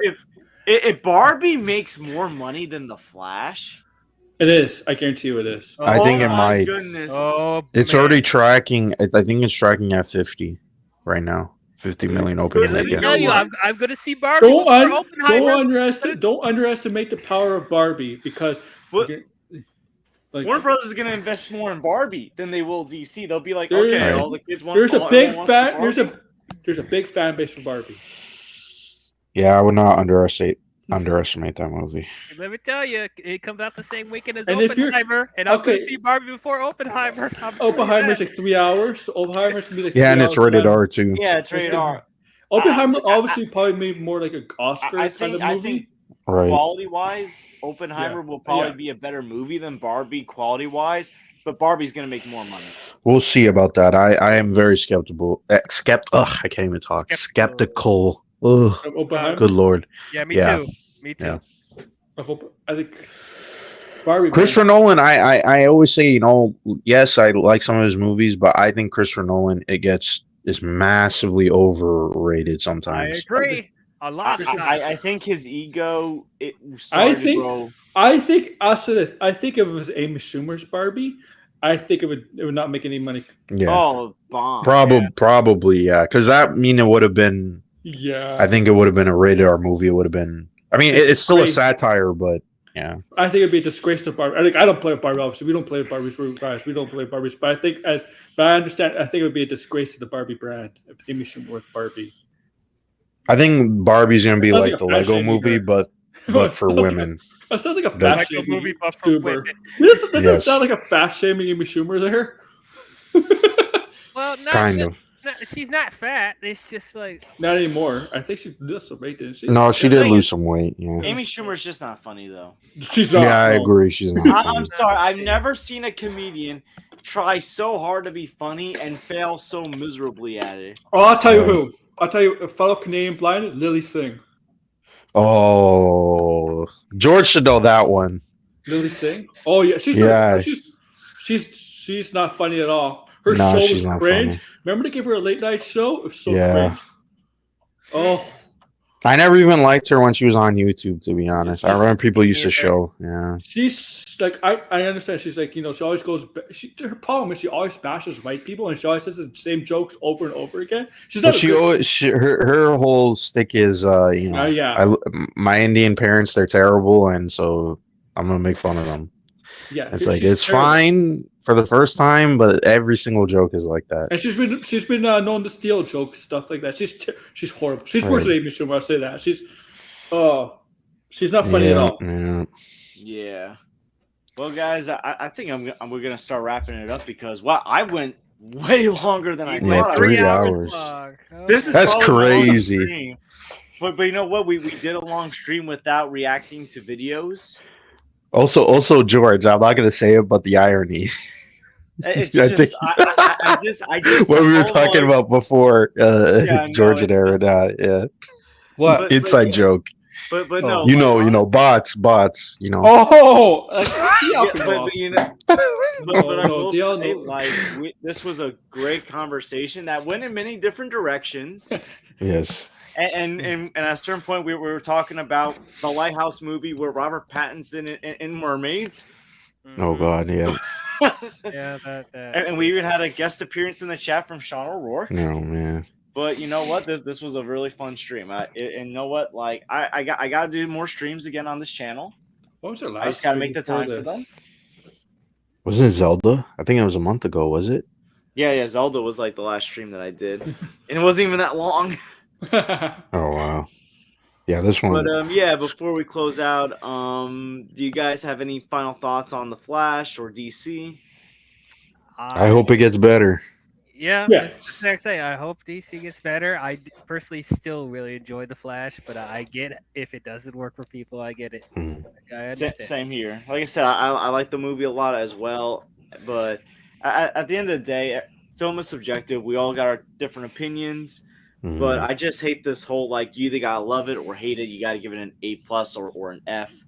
Mhm. But time to plug ourselves in. Dial, do you got anything coming up on your channel? Yes, I'm planning to talk about all the Teenage Mutant Ninja Turtles films before Mutant Mayhem. I gotta Hmm. get a start on them, but yeah, if any of you guys want to join, you're more than welcome to. And then when Indiana Jones and the Dial of Destiny comes out, of course, I'll do a spoiler stream for that as well. Just finished talking about all the Transformers movies, talked about Rise of the Beasts, and yesterday we did a spoiler stream on the Flash ourselves, so you can check that out too. That came out as well. So that's pretty much what's coming down the pipeline. You guys can subscribe to me at IMDL.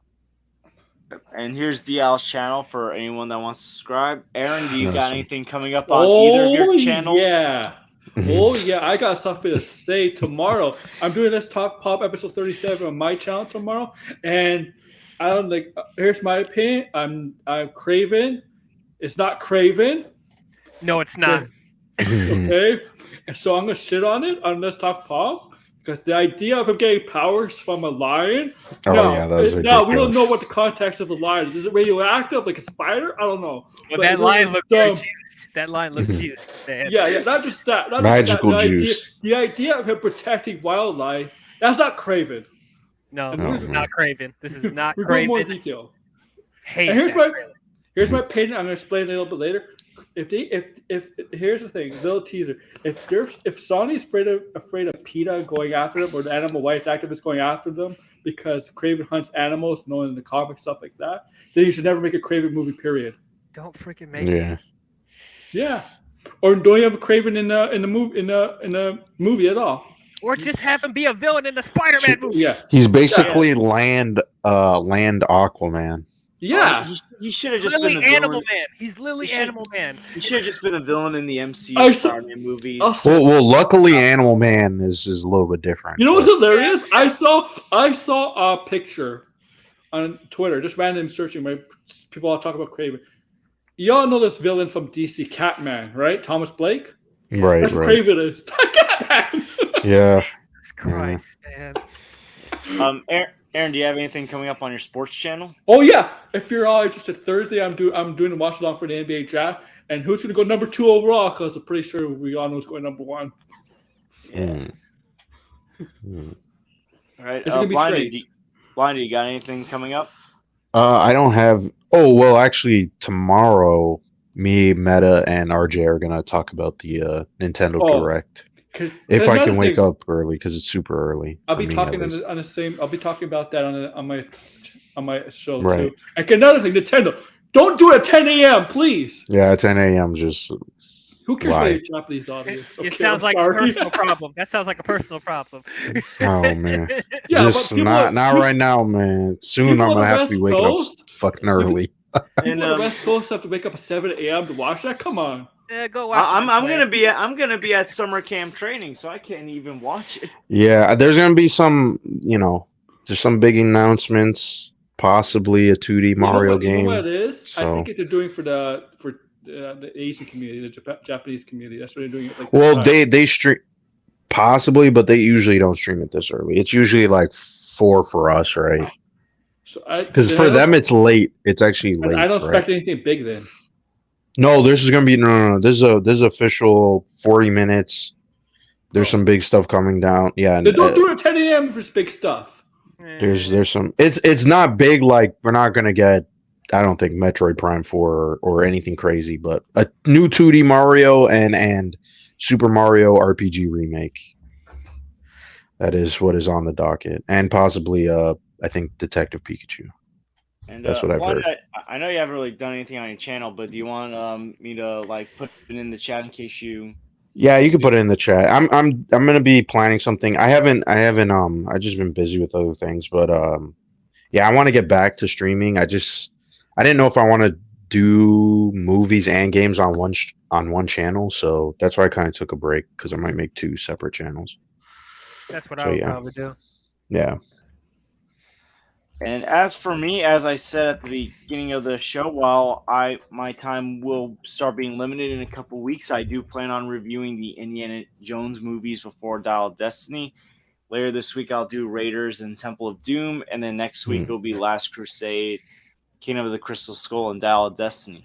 And then either next week or the week after, right before my schedule starts to become busy, I do want to do another stream on the topic of superhero fatigue after we have basically gotten half of the 2023 superhero movies come out, and we've seen the reactions to some of them and the box office to some of them.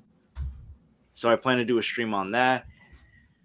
But yeah, and I'm gonna put in Blinded's channel. So here's Blinded's channel. Please subscribe to him if you haven't already. Oh, Thanks, George. And Appreciate it. thank you for tuning into the stream. Thank you to the panelists, Blinded, Aaron, DL, and Blue Jay. Subscribe to all of them. And if you enjoyed the stream and have enjoyed my other videos, please like and subscribe if you haven't already. And share the stream with someone that wants to hear more opinions on The Flash. Opinions that aren't just, this movie's the best or this movie's the worst. Like actual like fair criticism and praise. And I hope to see you guys real soon. Enjoy the rest of your evening, everyone. Peace. yeah. Let's see, broadcast.